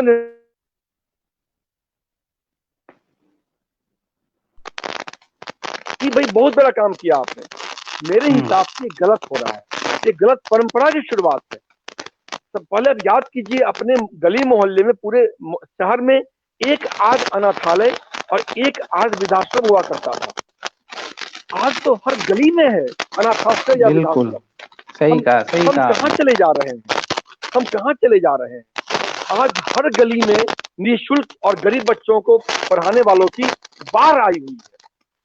आखिर अगर अनाथ बच्चों की संख्या में बढ़ोतरी नहीं हो रही है तो अनाथालय इतने बन क्यों रहे हैं। घर के बड़े बुजुर्ग घर से निकलकर वृद्धाश्रम में नहीं जा रहे हैं, तो इतनी बड़ी संख्या में वृद्धाश्रम क्यों बन रहे हैं। सही। किसी भी समाज में क्या हम और आप इतने जाहिल हैं, इतने अक्षम हैं कि अपने आसपास के बच्चों को पढ़ा नहीं सके। तभी तो ये फौज आई हुई है। बिल्कुल तो हमें लड़ना होगा अपनी सांस्कृतिक मानसिकता से। अरे घर में रहेंगे, लड़ेंगे, झगड़ेंगे, घर में रहे कम से कम। अभी तो क्या हो गया ना, थोड़ी बहुत बात में उठापटक हुई कि माता पिता विरासत चले गए, बच्चे आपके जीवन में अगर अवांछित हैं, बच्चों को डाल दिया अनाथ आश्रय में, और गरीबी के चक्कर में जो हमारा देश है, 70 साल हो गए करीब हमारे, इतने पुराने हम हो चुके हैं, हम कब समृद्ध बनेंगे? और बड़ी बात नहीं है, मैंने कितनी बार लिखा भी है इसके बारे में कि इस देश के कम से कम 5 या 10 सालों तक सारे विकास कार्य छोड़कर केवल शिक्षा और स्वास्थ्य पर काम करना चाहिए। क्योंकि देखिए, अगर बच्चे हमारे सुरक्षित नहीं रहेंगे, स्वस्थ नहीं रहेंगे, शिक्षित नहीं बनेंगे, किस देश की बात आप कर रहे हैं? तो जड़ों में काम करने की आवश्यकता है। और ये जो हमें ही पढ़ाओ का जो हमारा मिशन है, हम स्लम को जाके अडॉप्ट करते हैं और उसी स्लम से एक व्यक्ति की नियुक्ति भी करते हैं स्थानीय व्यवस्था के लिए। और जो हमारे विद्यालय के शिक्षक हैं, वहाँ जाते हैं, बच्चों को पढ़ाते हैं। 3-4 घंटे का हमारा स्कूल चलता है। वो मूलतः एक शिक्षित करना होता है। जो प्राइमरी जो होता है आपका, एक छोटे छोटे बच्चों का क्लास होता है, उसमें से अपने स्तर पर जो बच्चों को थोड़ा बहुत गणवेश हो या पुस्तकें हो, किताबें हो, कॉपियां हो, हम दिया करते हैं। और कम से कम ये हमारी कोशिश होती है कि हमारे देश में जितने पर्व त्योहार है, सारे त्योहारों में उनकी सहभागिता हो। और हमारे विद्यालय में जो कार्यक्रम मनाए जाते हैं, बाल दिवस हो या गांधी जयंती हो या क्रिसमस हो, ईद मिलन हो या होली हो, दशहरा, कुछ भी हम अगर कार्यक्रम करते हैं अपने विद्यालय में, उन बच्चों को बुला के दोनों समाज के बच्चों को साथ बिठाते हैं, जो संभ्रांत वर्ग है और जो उपेक्षित वंचित वर्ग है, ताकि जो दोनों बच्चों में आपस में मिले, समझ में आए लोगों को कि इस दूरी को हमने पैदा किया है, बच्चों में कोई दूरी नहीं होती। और एक छोटा सा प्रयास है, बहुत बड़ा स्तर पर तो नहीं, हाँ कोशिश है कि जितना कर सके। हमारे साथ एक बड़ी टीम काम करती है, सब लोग अवैतनिक है। जो टीम में हम किसी को कुछ वेतन नहीं देते, लेकिन जो वहां पढ़ाने आते हैं उनका एक छोटा सा जो एक मानदेय है हम देते हैं, और ये संस्था चल रही है। आप सबों से आग्रह होगा, जो भी दर्शक सुन रहे हैं, अपने घर के आसपास अगर आपको लगता है कोई बच्चा अगर शिक्षित होना चाह रहा है, साधन संपन्न नहीं है, साधन विहीन वर्ग से आता है, तो कम से कम बड़े समूह में नहीं, 2-4 बच्चों को भी अगर आपने पढ़ा दिया, अच्छा ज्ञान करवा दिया, साफ सफाई की बातें सिखा दी, संस्कार सिखा दिया, तो हम काफी सफल मान जाएंगे। बिल्कुल, बहुत अच्छी बात आपने कही भैया। ये जो 2 वर्ग हैं समाज के, इन दोनों, आप ईयरफोन निकाल करके एक बार बात करके देखें भैया, अगर आवाज सही हो जाए, क्योंकि थोड़ी समस्या है, लोग कमेंट कर भी रहे हैं। ईयरफोन आप निकाल के सिर्फ मोबाइल से ही बात करें, ऐसे ही। आवाज आ रही है मेरी? बहुत शानदार आवाज आ रही है अब। ये ज्यादा अच्छा है।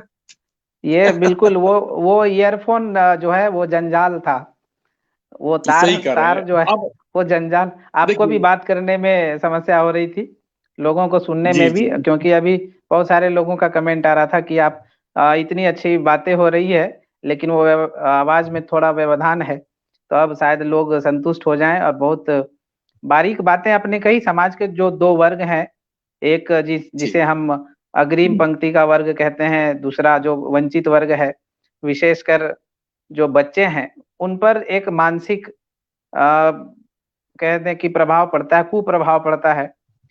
और हमने देखा है काफी सारी तस्वीरें आपके जो आपका विद्यालय है उसमें होली और कई सारे जन्माष्टमी के कई सारे पर्व त्योहार आपने उन बच्चों के साथ मनाए हैं। तो मैं आपका बिल्कुल, वो कहते हैं अंग्रेजी में डाई हार्ड फैन, मैं इन बातों की वजह से आपका वो फैन बन चुका हूँ। और कई सारे लोग आपकी बातों से प्रेरित होकर बिल्कुल निसंदेह ध्यान देंगे अपने क्षेत्र में जहां भी वो निवास करते हैं, कि कम से कम कोई बच्चा अनपढ़ न रहे, कोई बच्चा इतना वंचित न रहे कि वो शिक्षा से भी दूर रह जाए। तो लोग कमेंट भी कर रहे हैं, मैं चाहूंगा कि 1-2 कमेंट आपको मैं पढ़कर सुनाऊं इस बीच। जी जी। जी, तो वो शशि शेखर द्विवेदी जी लिखते हैं, अनंत भाई जी को साधुवाद, उम्दा प्रयास। अच्छा, इन्होंने मेरी ही तारीफ की। आपके संसर्ग में रह करके मुझे भी प्रशंसा भरे दो शब्द मिल रहे हैं। और शशि शेखर द्विवेदी जी लिखते हैं कि बहुत शानदार सर, ग्रेट, अभिभूत सुखद अनुभूति, बाल मनोविज्ञान के माध्यम से युवाओं में मुस्कान भरने का नायाब प्रयास। ये आपके लिए उन्होंने लिखा है।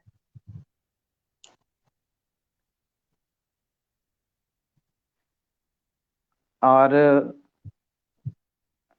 नवनीत रंजन जी ने वो आवाज के विषय में लिखा है कि now the voice is Audible, तो आवाज अच्छी आ रही है। सत्यनारायण जी ने लिखा है, आपके सारगर्भित वक्तव्य के लिए आभार, युवा वर्ग के लिए आप प्रेरणा के स्रोत हैं। आवश्यकता है आपके विचारों पर खरा उतरने की। जब तक समाज का एक भी व्यक्ति शिक्षा से दूर है, तब तक हमारा आपका दायित्व समाप्त नहीं होगा। तो ये सत्यनारायण जी की प्रतिक्रिया है आपके विषय पर, इस विमर्श पर।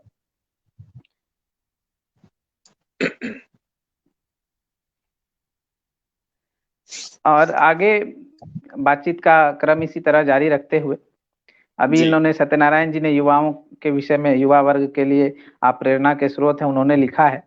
तो यहीं से एक प्रश्न मेरे मन में कौंध उठा कि युवाओं पर क्या माता पिता या अभिभावकों के महत्वाकांक्षा का दबाव होता है?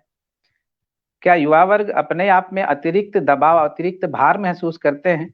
क्योंकि आप देखें, जिस प्रकार टेलीविजन में रियलिटी शोज वगैरह हम देखते हैं, उसमें कई सारे माता पिता कहते हैं स्क्रीन पर कि मैं डांसर बनना चाहता या चाहती थी, या गायिका बनना चाहती थी, मैं नहीं कर पाई, मैं अपने बच्चों के माध्यम से वो चीज पूरा कर रही हूँ। तो क्या अपनी महत्वाकांक्षाओं को आज के युवाओं पर थोपना, उनके मानसिक क्षमता पर अपने प्रभाव का इस्तेमाल करना, इस विषय पर क्या डॉक्टर कुमार अरुणोदय एक पिता के रूप में क्या सोचते हैं? क्योंकि स्वयं उनके दो बच्चे तरुण हैं अभी, तो आपके इस पर विचार जानना चाहेंगे हम। देखिए अनंत जी, ये सबसे बड़ी बात है कि ये इतनी बड़ी असफलता है। एक असफल अभिभावक ही ऐसी बातें कर सकता है। अभी जी, छोटे बच्चे हैं, मिट्टी के कच्चे लौंदे होते हैं, आप जैसे ढालिएगा वो ढल जाएंगे। सही। तो अभी जब मेरी आवाज साफ है ना? जी जी, एकदम। चलिए, पहली बात तो ये कि जो जब मैंने ईयरफोन निकाल दिया तो अब ये बात मुझे समझ में आ रही है कि मेरे और हाँ, सभी जो दर्शक हैं उनके बीच में किसी माध्यम की जरूरत नहीं है। अब बिल्कुल हम आपकी बिल्कुल बात बिल्कुल। अच्छी तरीके से सुन सकते हैं, बेताब होकर सुन सकते हैं, तार की जरूरत बिल्कुल नहीं कम से कम। चलिए, तो मेरा जो एक मंतव्य है इसके बारे में कि जब अभिभावक, आप देखिए, ये आपने बात की, जो शो की बात की, जो टीवी पर आता है डांस का या म्यूजिक का, जी। आज एक बहुतायत है ऐसे परिवारों में ऐसे अभिभावकों की। अगर आप उनके घर में जाएं तो अगर पूरा परिवार साथ बैठा हुआ हो, आप पूछे कि भाई आपका ये बच्चा क्या करना चाहता है, तो बच्चा जवाब दे उसके पहले उसके माता पिता आपको जवाब दे देंगे सही।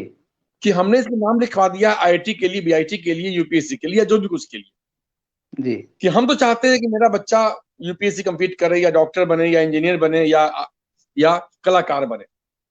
हाँ। आपने बच्चे की बात सुनी ही नहीं, सही। और वहीं से उस बच्चे के मन में कुंठा बैठनी शुरू होती है, कुंठा का जन्म होना शुरू होता है हम्म। कि उसकी कोई पूछ नहीं है इस परिवार में, उसके जन्म में उसकी कोई भूमिका नहीं थी। वो बड़ा हो रहा है अपने माता पिता के कारण, विद्यालय का चयन भी उसके माता पिता ने किया, वो क्या सही। पढ़ेगा इसका भी चयन माता पिता ने किया, और अब तो वो क्या बनेगा उसका भी हाँ। निर्णय उसके माता पिता करना चाह रहे हैं। तो इस मानसिकता से निकलना पड़ेगा आपको, क्योंकि ये एक इतना बड़ा अपराध है।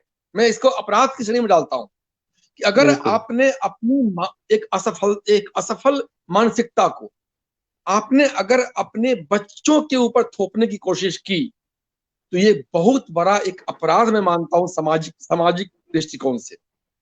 क्योंकि आप एक बच्चे की आत्मा की हत्या कर रहे हैं।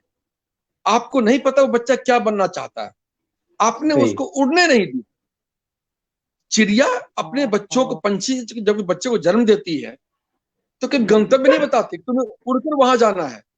बिल्कुल एक जो माँ चिड़िया की माँ होती है, उसका इतना ही दायित्व होता है, वो अपने बच्चे को उड़ना सिखा दे, पंखों को खोलना सिखा दे, आसमान की पहचान करा दे और घोंसले की पहचान करा दे, बस। बिल्कुल उसके बाद उस बच्चे पर निर्भर करता है वो किधर उड़ना चाहता है। एक बात आप सही। समझिए, हमारे देश में बहुत बड़े वैज्ञानिक हुए, भाभा, होमी हाँ भाभा। आप कल्पना कीजिए, बचपने में अगर जो हमारे वैज्ञानिक थे होमी जहांगीर भाभा जी, अगर उनके अभिभावकों ने आज की व्यवस्था के हिसाब से डांट डपट कर जबरदस्ती उनको अगर साहित्य पढ़ाया होता, संगीत बिल्कुल पढ़ाया होता, तो हमारा देश एक बहुत बड़े परमाणु वैज्ञानिक से वंचित रह जाता। वंचित रह जाता है। सही। दूसरी जगह, अगर हमारे जो विश्व गुरु हुए रविन्द्रनाथ टैगोर जी, अगर उनको उनके अभिभावकों ने अगर जबरदस्ती डांट के डपट के आज की शैक्षिक व्यवस्था में उनको अगर विज्ञान की तरफ ढकेला होता, आईआईटी बीआईटी पता नहीं क्या क्या यूपीएससी जो होता है वो कराया होता, तो हमारा राष्ट्र एक बहुत बड़े विश्व गुरु से बच जाता, वंचित रह जाता। सही। तो हमारा आपका यह दायित्व है कि हम बच्चों के आसपास में एक सकारात्मक माहौल बनाकर रखें। बनना उनको है, आप हम कुछ नहीं कर सकते। इस बात को जितनी जल्दी हो स्वीकार कर लीजिए। बिल्कुल आप पौधे को आप गुलाब में आप कुछ भी कर देंगे, आप उसको बबूल नहीं बना सकते। जूही को आप कमल नहीं बना सकते। हाँ, सही। पौधा सुरक्षित रहे, फले फूले, सुंदर लगे, व्यवस्था कीजिए, खाद पानी हवा रोशनी, उसकी पुरजोर व्यवस्था होनी चाहिए। वही बच्चों के साथ है। बच्चों का जो मानसिक स्तर है वो स्वस्थ हो, बच्चों में संस्कार का पुट हो, अपनी संस्कृति के प्रति लगाव हो, उनकी समृद्धि हो, हमारे अपनी विरासत के प्रति। जड़ों में जोड़िए उसको, जड़ों में जोड़ कर रखिए, बांध कर रखिए और उड़ने दीजिए आकाश में। उसको पता है आकाश में उड़ेगा तभी जमीन पर आएगा भी। बिल्कुल तो थोपिए मत उनको, एक अच्छा माहौल दीजिए, जो उनकी रुचि है उसी में आगे बढ़ने दीजिए। आपके अगर सचिन तेंदुलकर जी की मैं बात करूं, अगर उनको अगर जैसे मैंने एक मूवी देखी थी, सचिन जो मूवी आई थी उनके नाम से, जी जी जी। तो उन्होंने कितनी बार स्कूल की परीक्षाओं को छोड़ा भी है खेलने के लिए। बिल्कुल अगर हमारे आपकी तरह के अगर शिक्षक होते तो जबरदस्ती पढ़ाते उनको, तो तुमको एग्जाम देना पड़ेगा, तो फिर हमारा देश एक महान बल्लेबाज से चूक जाता। तो बच्चा जिधर भी जाए उसमें सहायक बनिए और कहते हैं ना, बच्चों को आगे बढ़ने दीजिए, आप उसके पीछे चलिए उसको, क्योंकि वो नई बिल्कुल पीढ़ी है, सही। उसके पास सही नए कहा। आइडियाज हैं, नई आइडियाज वो लेके आगे चल रहा है और कल भविष्य उन्हीं के हाथ में है। हम आप क्यों इतना परेशान हो रहे हैं, उनको आगे बढ़ने दीजिए बिल्कुल ना। तो यही है। बिल्कुल। इसी बात पर कई सारे लोग प्रतिक्रिया दे रहे हैं और प्रश्न से लोग अपने आप को जोड़ पा रहे हैं, क्योंकि यह सभी लोगों के परिवार और सभी लोगों के स्वयं से जुड़ाव अ, इस विषय पर, यह जो समस्या है आज बच्चों का, एक मनोविज्ञान जो कहता है। प्रीति कर्ण जी लिखती हैं अत्यंत महत्वपूर्ण, उन्होंने इस विषय और आपके इस जवाब के संदर्भ में लिखा है। राणा संजय जी लिखते हैं अभिभावक लोग इसे अवश्य पालन करें। नीलम बर्नवाल जी हैं, उन्होंने लिखा है कि सभी जगह ऐसा नहीं होता। हमने अपने बड़े बेटे को 10th के बाद स्वतंत्रता दी, जिस चीज में रुचि, जहाँ इच्छा वही पढ़े और वह हमारे साथ कंफर्ट है, ऐसा महसूस होता है हमें। तो बिल्कुल समाज में कुछ अच्छे विचारों वाले लोग भी हैं और यही वजह है कि वो एक संतुलन समाज में बना हुआ है। तो नीलम बर्नवाल जी जैसे अभिभावक भी हैं, तो वे उन लोगों को भी प्रेरित कर सकते हैं या करते होंगे ही निश्चित रूप से, जो भी उनके अगल बगल आस पड़ोस के लोग होंगे। तो यह अपने आप में आज के सामाजिक दौर में एक ज्वलंत मुद्दा है।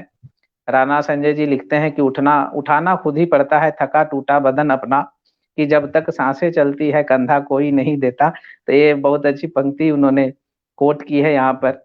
और शशि शेखर द्विवेदी जी ने लिखा है, यह सुखद सत्य है सर, कि आपके और हम सब के बीच कोई माध्यम बाधा लगता है। अच्छा, उन्होंने वो ईयरफोन के प्रकरण पर लिखा है। तो शशि शेखर जी, जुड़ने के लिए आभार आपका, लगातार आप बने रहें।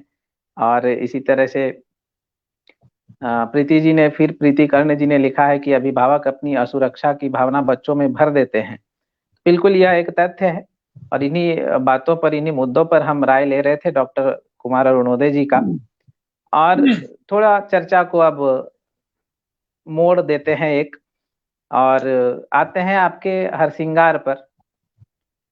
चूंकि डॉक्टर कुमार अरुणोदय एक अच्छे पुत्र, अच्छे पति और अच्छे पिता तो हैं ही, उतने ही अच्छे लेखक, उतने ही अच्छे कवि, उतने ही अच्छे प्रखर वक्ता भी हैं।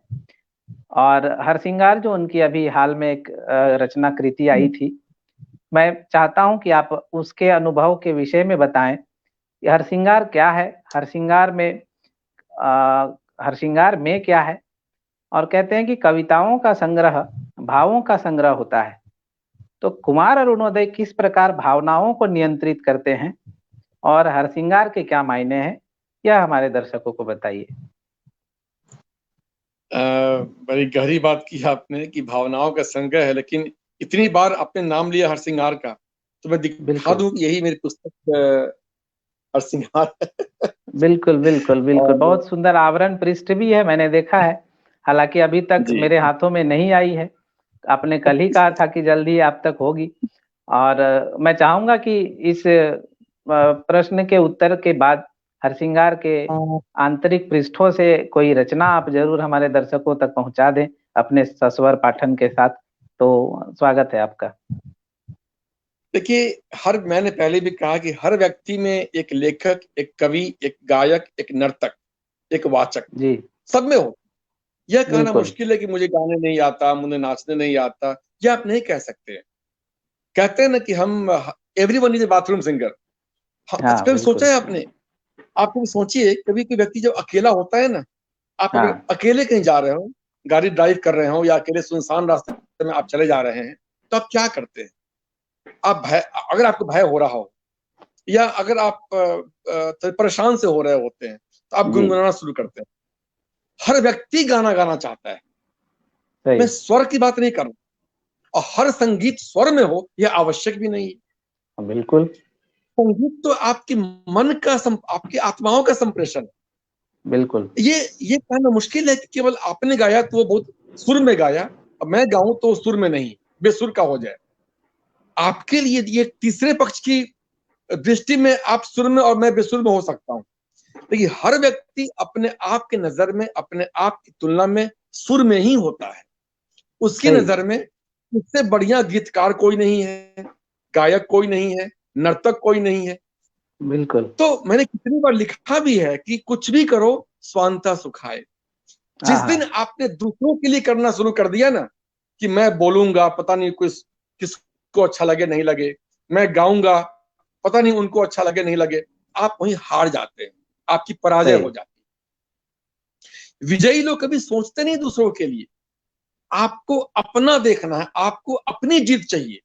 और जब आपको अपनी जीत चाहिए होती है, तो आप अपनी रचनाओं का संप्रेषण करते हैं। आप गाइए, नाचिए, लिखिए, बोलिए, सब सर्वोत्तम है। कभी नहीं सोचिए कि मेरी कविताएं उससे कम दर्जे की है। और शुरू में लिखने की आदत थी, तो भावाशेष आई पहले मेरी पुस्तक, फिर रागाशेष आई।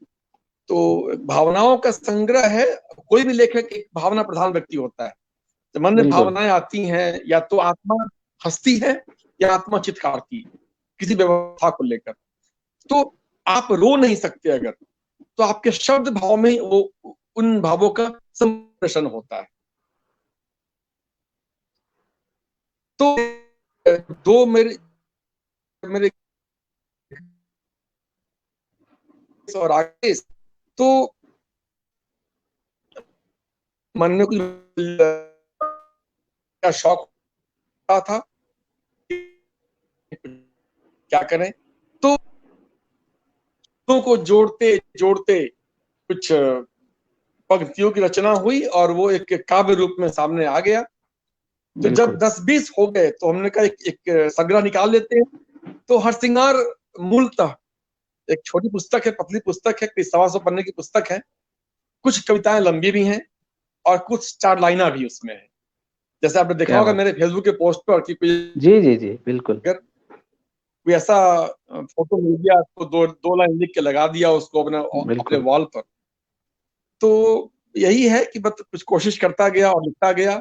और आपने सराहा, ये बहुत बड़ी बात है। जो कितने लोगों ने हर सिंगार पर मतलब मेरा लाइव लिया है। कल भी शाम को मैं लाइव था, सिंगापुर से था, जो जी वहाँ हिंदी फाउंडेशन है सिंगापुर में। जी जी जी। तो वहां भी करीब काफी लोग जुड़े हुए हैं उस हिंदी फाउंडेशन से। तो इन्हीं कविताओं का पाठ हो रहा था, तो अच्छा लगता है। और आपने कहा कि अब हरसिंगार की बात हो तो हाँ कुछ बिल्कुल, कविताओं एक का भी पाठ हो जाए कविता तो। अवश्य होनी चाहिए।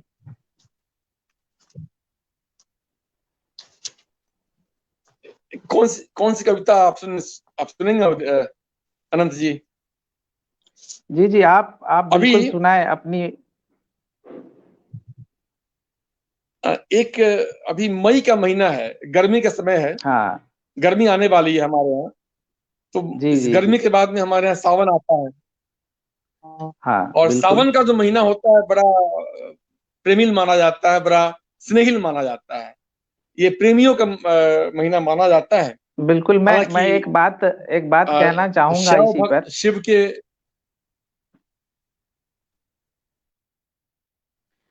हाँ, हमारे पोइट्री वुड के ही टीम के एक सदस्य हैं,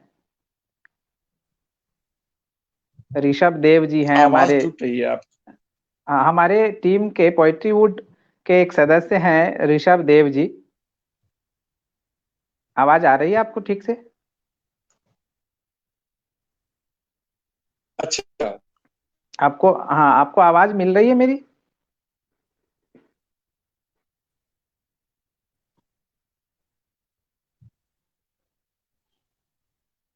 हेलो, आपको आवाज आ रही है ठीक से?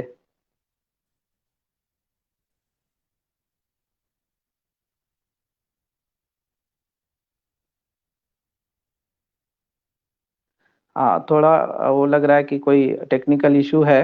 कुमार अरुणोदय जी आ, हमारे साथ अभी जुड़ने में थोड़ी समस्या है उनको। हम प्रयास कर रहे हैं कि जल्दी हम उनके साथ पुनः जुड़ जाएं।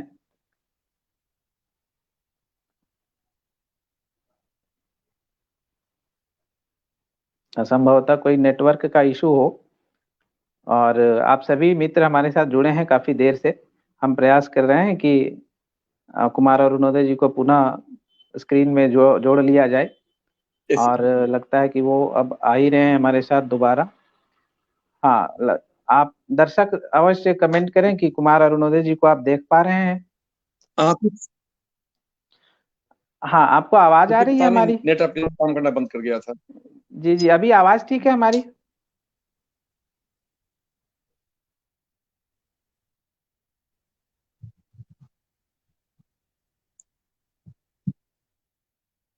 हाँ, तो वापस से डॉक्टर कुमार अरुणोदय जी हमारे साथ जुड़ चुके हैं। उनके साथ कोई नेटवर्क की समस्या हुई थी, लेकिन अभी वापस स्क्रीन पर मैं देख पा रहा हूँ। मेरी आवाज आप तक अगर आ रही हो तो बताएं अरुणोदय भैया।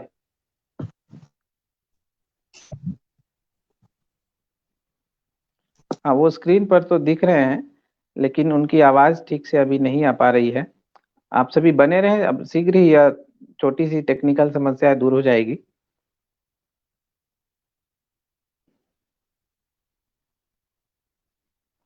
तो बेहद सार्थक वार्तालाप डॉक्टर कुमार अरुणोदय जी के साथ पोइट्री वुड पर आप सभी लगातार देख रहे हैं। और हम लोग इस इंटरव्यू के अंतिम पड़ाव पर हैं।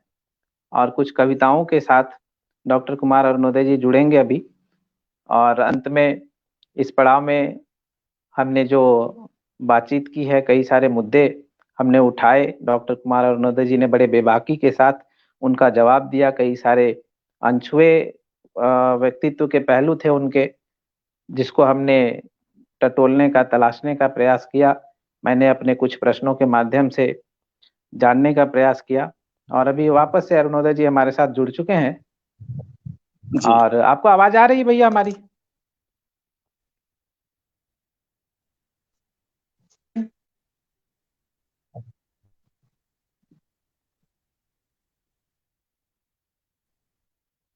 डॉक्टर कुमार अरुणोदय जी जुड़ चुके हैं हमारे साथ वापस। बस उनकी आवाज नहीं आ रही है मुझे, लेकिन उम्मीद है कि यह तुरंत ठीक हो जाएगा। है हाँ, आवाज आ समस्या आ रही रही है। है नेट में। आवाज आ रही है मेरी अभी? हाँ, मुझे आ रही है अभी। ठीक है, चलिए चलिए चलिए। चलिए, तो अभी वापस सावन का वापस से महीना जुड़ आ गए। गया। जी जी जी। ये सावन का महीना है, ये अभी मई का महीना है, गर्मी का समय है।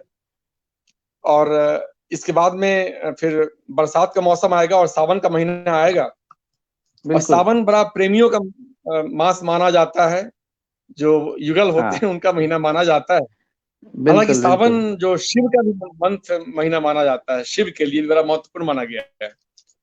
सही। तो एक मैंने कुछ पंक्तियों की रचना की थी। कुछ एक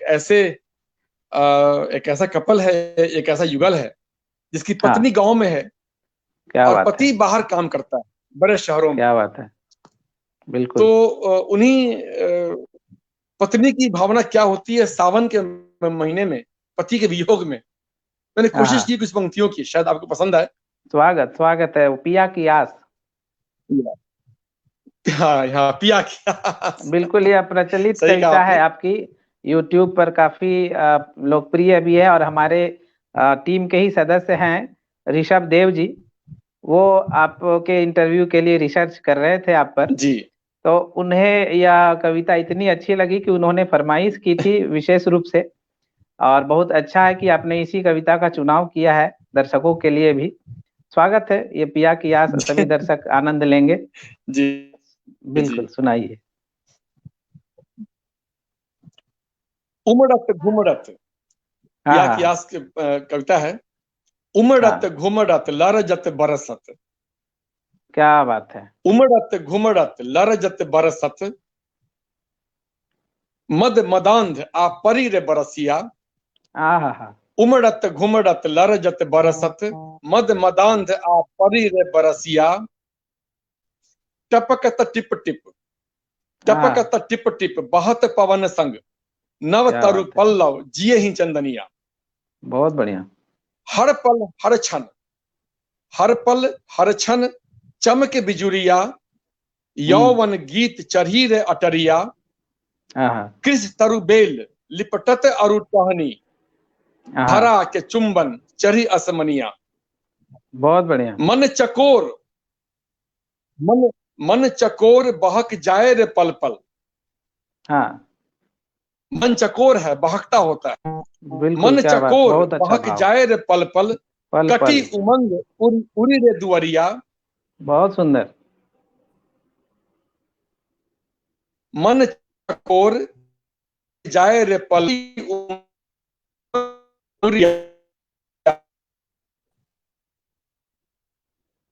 आग बोल,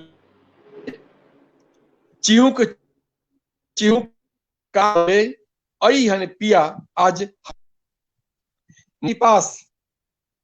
मन पिपास तन तड़पत सावन, मन पिपास तन तड़पत सावन, तड़पत सावन। उड़ेल दे पिया सारी जमुनिया। हाँ हाँ। तृप्त भय मन मानद सागर, पिया के लघु सखी मोहि गल बहिया। बहुत सुंदर। ये कुछ इसमें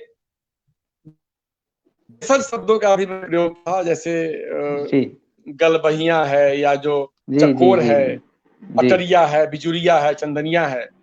तो थोड़ा गांव के परिप्रेक्ष्य में इन शब्दों का मैंने मतलब थोड़ा सा इसमें बिल्कुल, प्रयोग बहुत किया था बहुत इसमें। सुंदर शब्द और संयोजन, बहुत थोड़ा सुंदर। सा अलग था, थोड़ा अच्छा लगा इसका। बिल्कुल बिल्कुल। जी और जी इस कविता पर प्रतिक्रिया भी लगातार आ रही है। रिंकू दुबे वैष्णवी जी हैं, लगातार हमें देख रही हैं हमारे इस इंटरव्यू को। लिखती हैं, हर श्रृंगार दिखे जो शाम ढले और रात बढ़े, तोड़ के नाता नीचे आता, स्वर्ण लालिमा जैसे पड़े। और उन्होंने गुजारिश की थी हर श्रृंगार की कुछ पंक्तियां सुना दीजिए, और आपने बिल्कुल उसी भाव के, उसी सावन और वो प्रेम और विरह के बीच के जो भाव थे उनको समेटा है इन पंक्तियों में। प्रीति कर्ण जी भी प्रशंसा कर रही हैं। संजीव कुमार मुकेश जी लगातार कमेंट कर रहे हैं, उन्हें भी काफी पसंद आई यह कविता। शशि शेखर जी भी लिख रहे हैं कि आपकी गायकी उन्होंने कृष्णा निकेतन में सुनी है, रफ़ी की आवाज में। तो यह भी एक आपके व्यक्तित्व का पहलू है जो गाहे बगाहे सोशल मीडिया पर लगातार देखने को मिलता भी रहता है। और अभी हम लोग साक्षात्कार के अंतिम पड़ाव की ओर हैं, तो कुछ अंत में विशेष प्रश्न मैं आपसे पूछूंगा। और यह प्रश्न, ये जो अभी जी 2-4 प्रश्न ऐसे हैं जो अन्य लोगों ने प्रेषित किए थे यह कार्यक्रम प्रारंभ होने के पहले, जब मैंने उनसे संपर्क किया था। तो जी उन्हीं जी जी, तो उन्हीं लोगों में से श्री वनमाली सिंह जी हैं, दिल्ली से, इग्नू के उप कुल सचिव हैं श्री वनमाली सिंह जी। उन्होंने एक प्रश्न किया है कि साहित्य सेवा किस प्रकार समाज सेवा का संपोषक है। इस पर वो आपके विचार जानना चाहते हैं, चूंकि आप साहित्य से भी और समाज से भी जी। बराबर जुड़े हुए हैं। तो आपके इस पर क्या विचार हैं? देखिए, बहुत बढ़िया सवाल पूछा है आपने, लेकिन मैं एक बार बता दूं कि साहित्य हो या समाज हो, मैं अगर साहित्य की बात करूं, मैं जुड़ा हूं साहित्य से भी जी समाज से भी, जी तो एक बात मन में बिठानी पड़ेगी आदमी को। आज अगर हम बार बार ये बातें करते हैं, अपनी नई पीढ़ियों में हम जब चर्चाएं करते हैं जी, और हमेशा ये चिंता करते हैं कि नई पीढ़ी में साहित्य क्यों नहीं उतर रहा है, नई बिल्कुल। पीढ़ी आज के साहित्य से दूर क्यों जा रही है, हम केवल इन समस्याओं पर चर्चा करते हैं। इसका कारण क्या है, इसका समाधान क्या है, हम नहीं बात कर पाते। बड़ी बड़ी बातों करने से बेहतर एक, अगर सरल वाक्य में कहूं अगर इसकी बात में, जी जब जी, तक साहित्य हमारे मंच से उतरकर नीचे जनमानस में नहीं बैठेगा, हाँ, साहित्य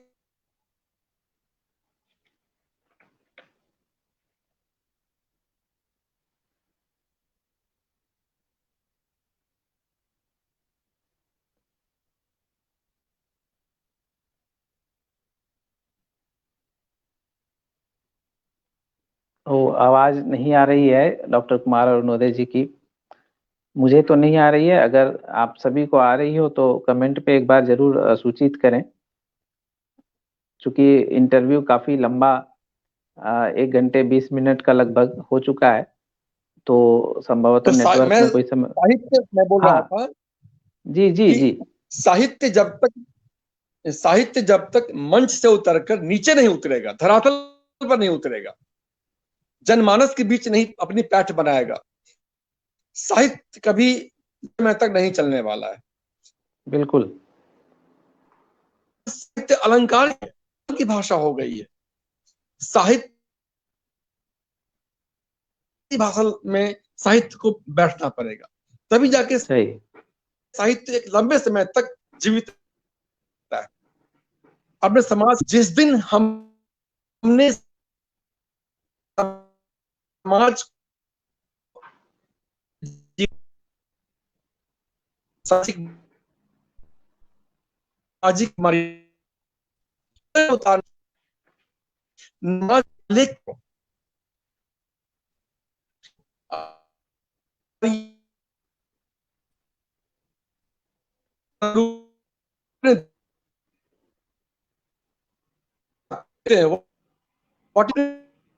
जब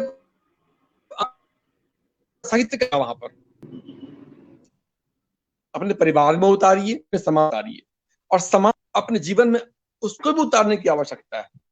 बिल्कुल। जब तक साहित्य और समाज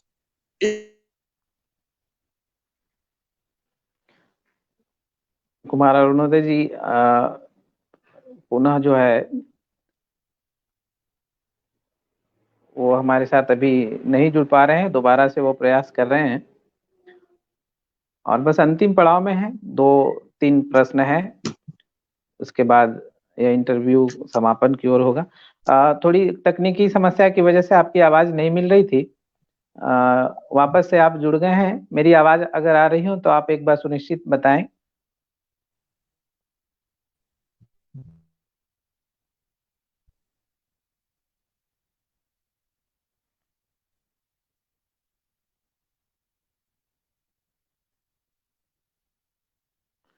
लगता है डॉक्टर कुमार अरुणोदय जी की आवाज नहीं आ पा रही है।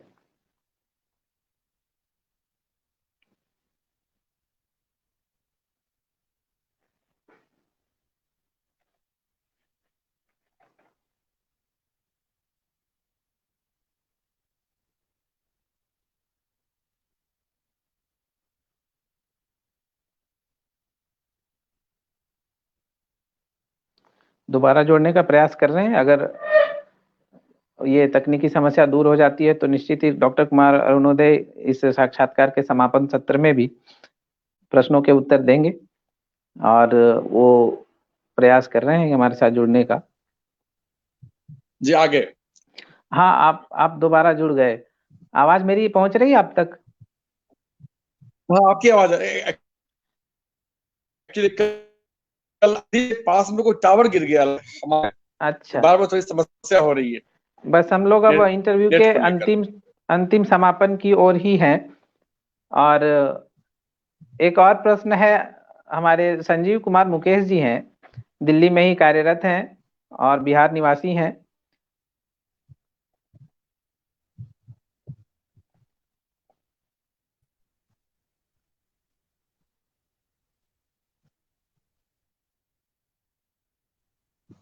हाँ, तो संजीव जी का एक प्रश्न है, मैं पढ़ रहा हूँ कि धर्म, संस्कृति व लोक परंपराओं पर आप सदैव अपना विचार साझा करते रहते हैं सार्वजनिक सोशल मीडिया मंचों पर, तो युवाओं में ये संस्कार भी पोषित हों जो आधुनिकीकरण है इसके बावजूद भी, इस पर आपके क्या विचार हैं?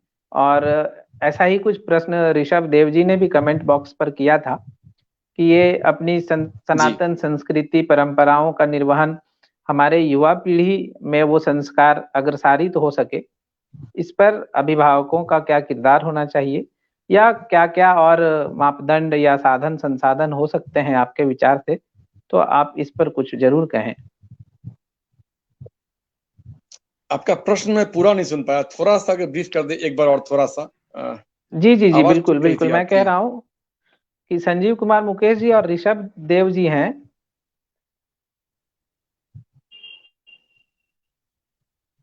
आवाज आ रही है आपको?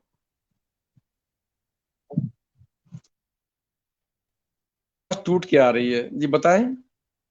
हाँ जी, कह रहा था कि जो हमारी सनातन धर्म और संस्कृति और परंपरा है, यह हमारे युवाओं तक कैसे हस्तांतरित की जा सके, इस पर आपके विचार जानने हैं।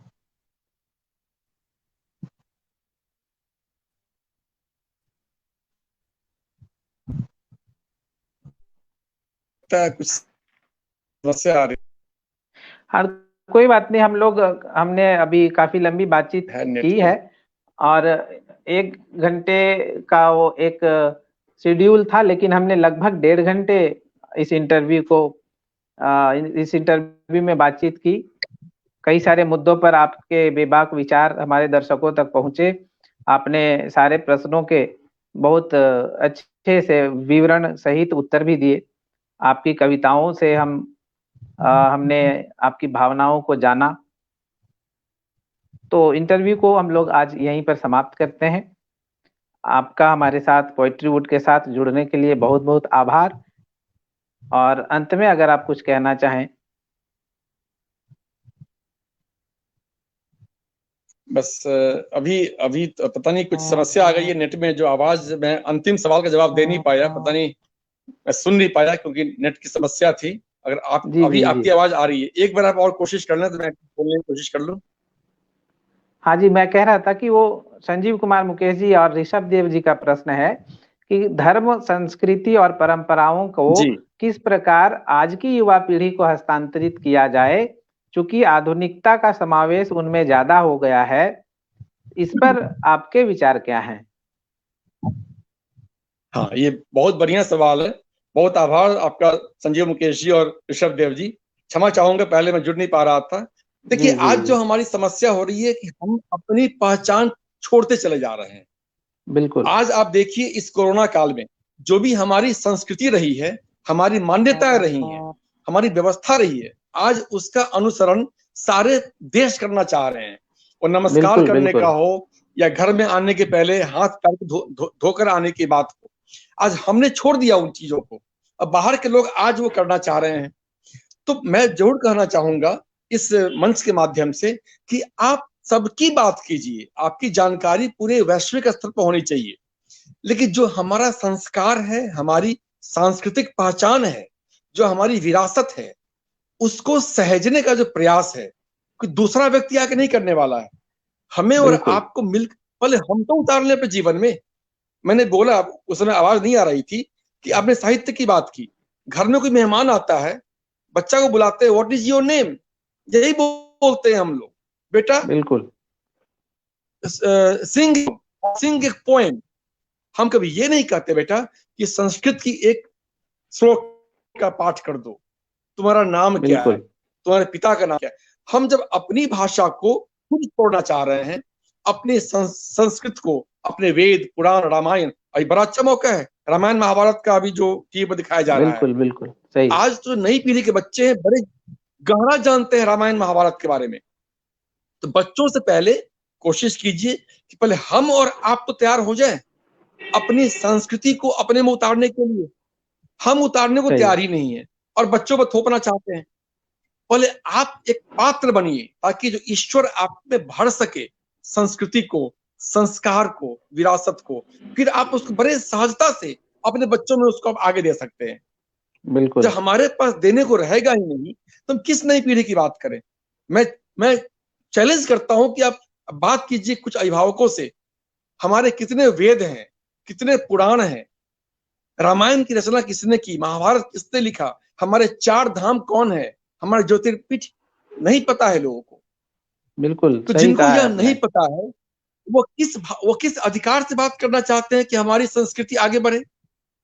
पहले आप तो तैयार होइए, पहले आप शिक्षित होइए, तभी आप अपनी नई पीढ़ी को शिक्षित कर पाएंगे। बिल्कुल। और बड़ा सहज है ये समय।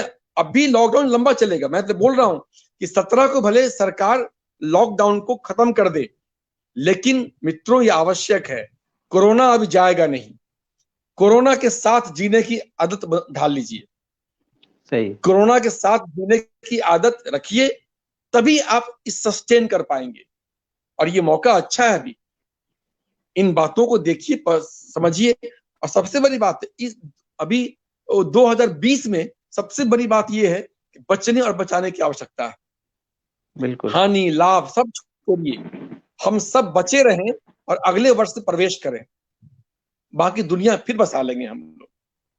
सही कहा आपने। अभी ये जो आपने संस्कृति की बात की, साहित्य की बात की, यही आवश्यक है पहले हम अपने आप को तैयार करें, तभी हम बच्चों को दे पाएंगे आगे नई पीढ़ी को। एक क्षमा के साथ आवाज थोड़ी टूट रही थी, लेकिन जो मैं समझ पाया आपके प्रश्नों को मैंने वही करने की कोशिश की। नहीं, बिल्कुल आपने सटीक उत्तर दिया। और एक अंतिम प्रश्न है जो चाहूंगा कि मैं आपसे पूछूं।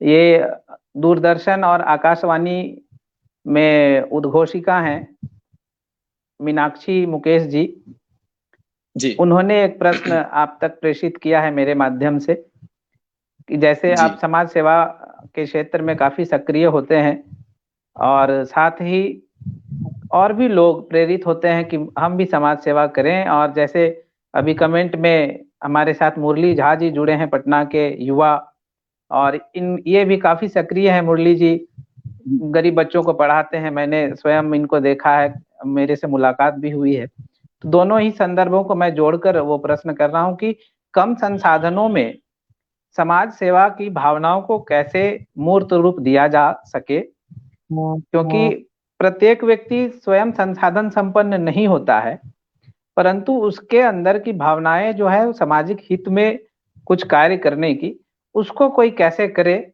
इसी बीच रिंकू दुबे जी ने भी एक कमेंट किया है कि युवा पीढ़ी के सामने, उनके तर्कों के सामने हमें हर बात को सबूत के साथ सिद्ध करना पड़ता है, या फिर संतुलन के लिए शांत हो जाना ही एकमात्र विकल्प है। यह एक चुनौती है अभिभावकों की।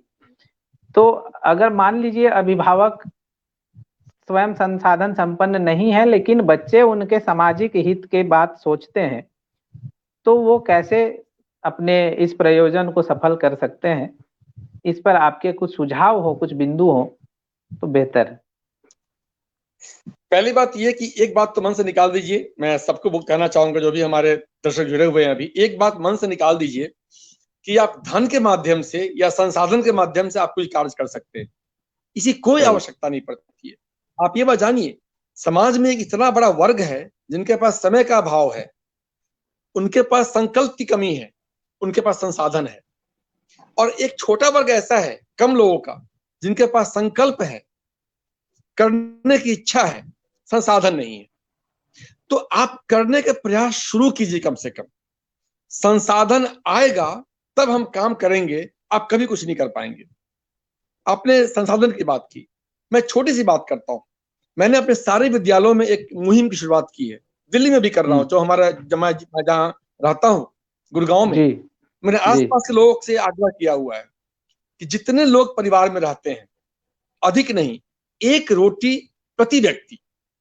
अगर हमारे परिवार में हम 4 लोग हैं तो 4 रोटी हमारे घर से, जिस परिवार में 2 लोग हैं या 5 लोग हैं, 10 लोग हैं, तो प्रति व्यक्ति 1 रोटी के हिसाब से वो निकालते हैं। और शाम को एक व्यक्ति आता है जो इसी मोहल्ले का सिक्योरिटी गार्ड है, जो घूमता होता है गाड़ियों की सेफ्टी के लिए।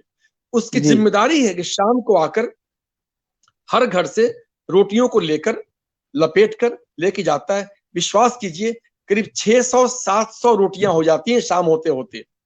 क्या बात है, बहुत वो बढ़िया। जाकर व्यक्ति सड़क के पास जो बैठे लोग होते हैं, गरीब लोग, उनको बांट कर आता है। बहुत अच्छे। इसमें न संसाधन खर्च हुआ आपका, न कि बहुत कुछ करने की आवश्यकता हुई। संकल्प चाहिए आपको, करने की हिम्मत चाहिए होती है। तो आप 1 रोटी तो आप निकाल सकते हैं ना प्रति व्यक्ति। बिल्कुल बिल्कुल। 600-700 रोटियों में कम से कम 80-90 लोगों का पेट तो भरता है शाम का। बिल्कुल वो छोटे स्तर पर कुछ तो हो रहा है। ये आपने अभी जो आवश्यकता है, मैं आपसे आग्रह करना चाहूंगा कि अभी पेट भरने से बड़ा पुण्य आप कुछ भी नहीं कर सकते।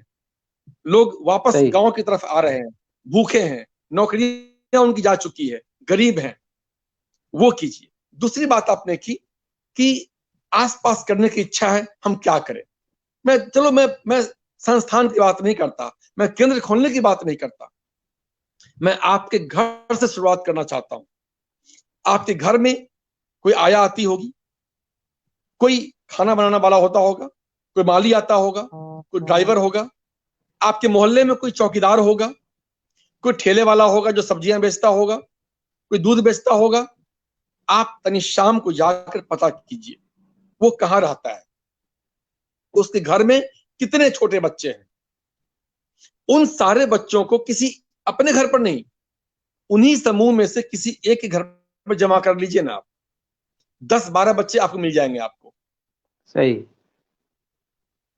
और आप उन बच्चों को शाम के समय 1 घंटा पढ़ाना शुरू कर दीजिए। हमारी शुरुआत नहीं हुई थी, 2-4 से हमने शुरुआत की थी, और आज बड़ी संख्या है हमारे बच्चों की जो हम पा रहे हैं। संसाधन की प्रतीक्षा मत कीजिए, आप करना शुरू कीजिएगा, लोग आपके पास में आकर दे जाएंगे। लोग हैं बिल्कुल ऐसे, बस आपकी नियत में ईमानदारी होनी चाहिए। मुझे पता है, मुझे कितने लोग आते हैं कि आप मुझसे पैसे ले लो हमें पढ़ाओ के लिए। हमने कहा पैसे मुझे नहीं चाहिए आपसे, आपकी क्या इच्छा बात। अगर है बिस्किट ला दीजिए, बिस्किट ला दीजिए, कॉपी दे दीजिए, पेन दे दीजिए, दरी दे दीजिए, मुझे दरी बच्चों के बैठने की वो दे दीजिए मुझे, मैं ले लूंगा। पैसे मुझे नहीं चाहिए आपकी ओर से। लेकिन धन लेने के बाद में आपकी एक दबाव आप पर आ जाता है। सही। आप सामान लीजिए, बच्चों को बांटिए, खिलाइए पिलाइए खिलाइए उसको। तो संसाधन के प्रतीक्षा में अपने संकल्प को विलंबित मत कीजिए, आज शुरुआत कीजिए। 1 रोटी की शुरुआत हो या किसी एक बच्चे को पढ़ाने की शुरुआत, आप कर सकते हैं। बहुत अच्छी बात, बहुत अच्छी बात कही आपने। और बिल्कुल मैंने मुरली जी का जो नाम लिया था, मुरली झा जी स्वयं एक उदाहरण है आपके इस उत्तर का। वो मूर्त रूप में वो व्यक्ति काम कर रहा है, वो लड़का काम कर रहा है पटना में। और कई सारे लोग, कई सारे मेरे भी मित्र, मेरे संस्था में बहुत सारे लोग, मैंने भी एक संस्था दानवीर भामाशाह ट्रस्ट के नाम से शुरू किया है। कई सारे मेरे पढ़ाए हुए बच्चे आज मेरा हाथ बटाते हैं उसमें। तो संसाधनों की सीमित अवस्था कभी भी समाज सेवा या समाज सेवी के संकल्प को बाधित नहीं कर सकती है, और मैंने कई लोगों को इसका प्रत्यक्ष उदाहरण माना है, देखा है। तो आज के इस साक्षात्कार के हम अंतिम पड़ाव पर हैं, और डॉक्टर कुमार अरुणोदय जी से जुड़ना, इतनी लंबी चर्चा करना, विचार विमर्श करना, अनेक विषयों पर आपकी बेबाक टिप्पणियां, आपके उत्तर दर्शकों ने काफी सराहा, निश्चित रूप से वो प्रेरित भी हुए होंगे। तो अंत में doctor Kumar Arunoday poetry would को क्या कहना चाहते हैं, क्या संदेश देना चाहते हैं? आप कृपया कुछ अपने भाव व्यक्त करें। देखिए, एक तो आपने बड़ा अच्छा नाम रखा है, पोएट्री वुड।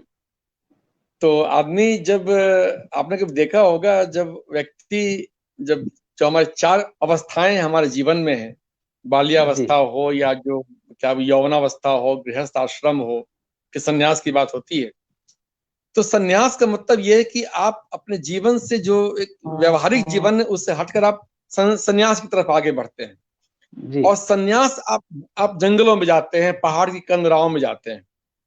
तो जंगल तो शुरू से बड़ा मोहक रहा है। वुड को आदमी, अगर वुड्स की बात करें तो जंगल कहते हैं वुड्स को। तो जंगल शुरू से खींचता होता है।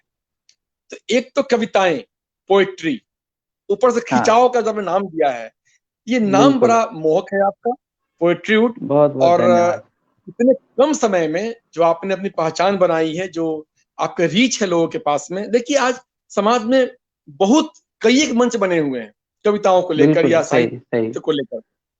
मैं जुड़ता भी हूं कहीं कहीं, लेकिन मैं बता दूं कि एक जो ईमानदारी होनी चाहिए साहित्य के प्रति, अपने विचारों के प्रति, उसकी कमी बहुत सारे मंचों पे है।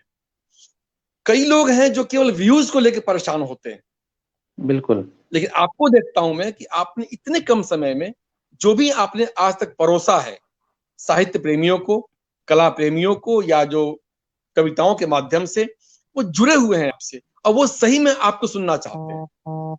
तो यह जो पोएट्री वुड है, अभी तो शैशवावस्था में है। यौवन आवे, फिर आओ और आगे बढ़े, अपने परचम को लहराए। जितने भी लोग आप आज जुड़े इस मंच के माध्यम से, आपने मुझे आशीषित किया। जो बड़े हैं आपने मुझे आशीषित किया, जो हमारे सह उम्री हैं आपने शुभकामनाएं दी, और जो छोटे उम्र में हैं, छोटे हैं, तो आपने जो स्नेह दिया है, आप सबों का बहुत आभार। और आपको बहुत शुभकामनाएं अनंत महेंद्र जी, कि आप और आगे बढ़ें। और कभी मौका मिलेगा तो ख्वाहिश होगी मेरी कि किसी एक ऐसे मंच पर मैं आपको शेयर करूं जहां आपका भी काव्य का पाठ हो, मैं भी आपके बाद में अपनी कविताओं का पाठ कर सकूं। आप सबों का बहुत बहुत आभार, धन्यवाद, नमस्कार, प्रणाम। बहुत बहुत शुक्रिया, बहुत बहुत शुक्रिया। और सभी दर्शकों से अब पोएट्री वुड के इस कार्यक्रम से मैं अनंत महेंद्र विदा लेता हूं। डॉक्टर कुमार अरुणोदय जी ये थे हमारे साथ, और बेहतरीन बातें इन्होंने की, सभी प्रश्नों के शानदार उत्तर दिए। और फिर हम लोग कल नए किसी व्यक्तित्व के साथ पोएट्री वुड पर होंगे। और यह साक्षात्कार का जो नया सिलसिला आज हमने शुरू किया है, यह भी प्रत्येक सप्ताह किसी एक खास व्यक्तित्व को लेकर आएगा आप सबों के समक्ष। आपके प्रश्न होंगे, मेरे प्रश्न होंगे, और इसी तरह पोएट्री वुड लॉकडाउन की परिस्थिति में आप सभी का मनोरंजन करता रहेगा। बहुत बहुत शुक्रिया, बहुत बहुत धन्यवाद। बहुत अच्छे से ख्याल रखें आप अपना और अपने परिवार का और समाज का। बहुत बहुत आभार करता हूँ, प्रणाम करता हूँ।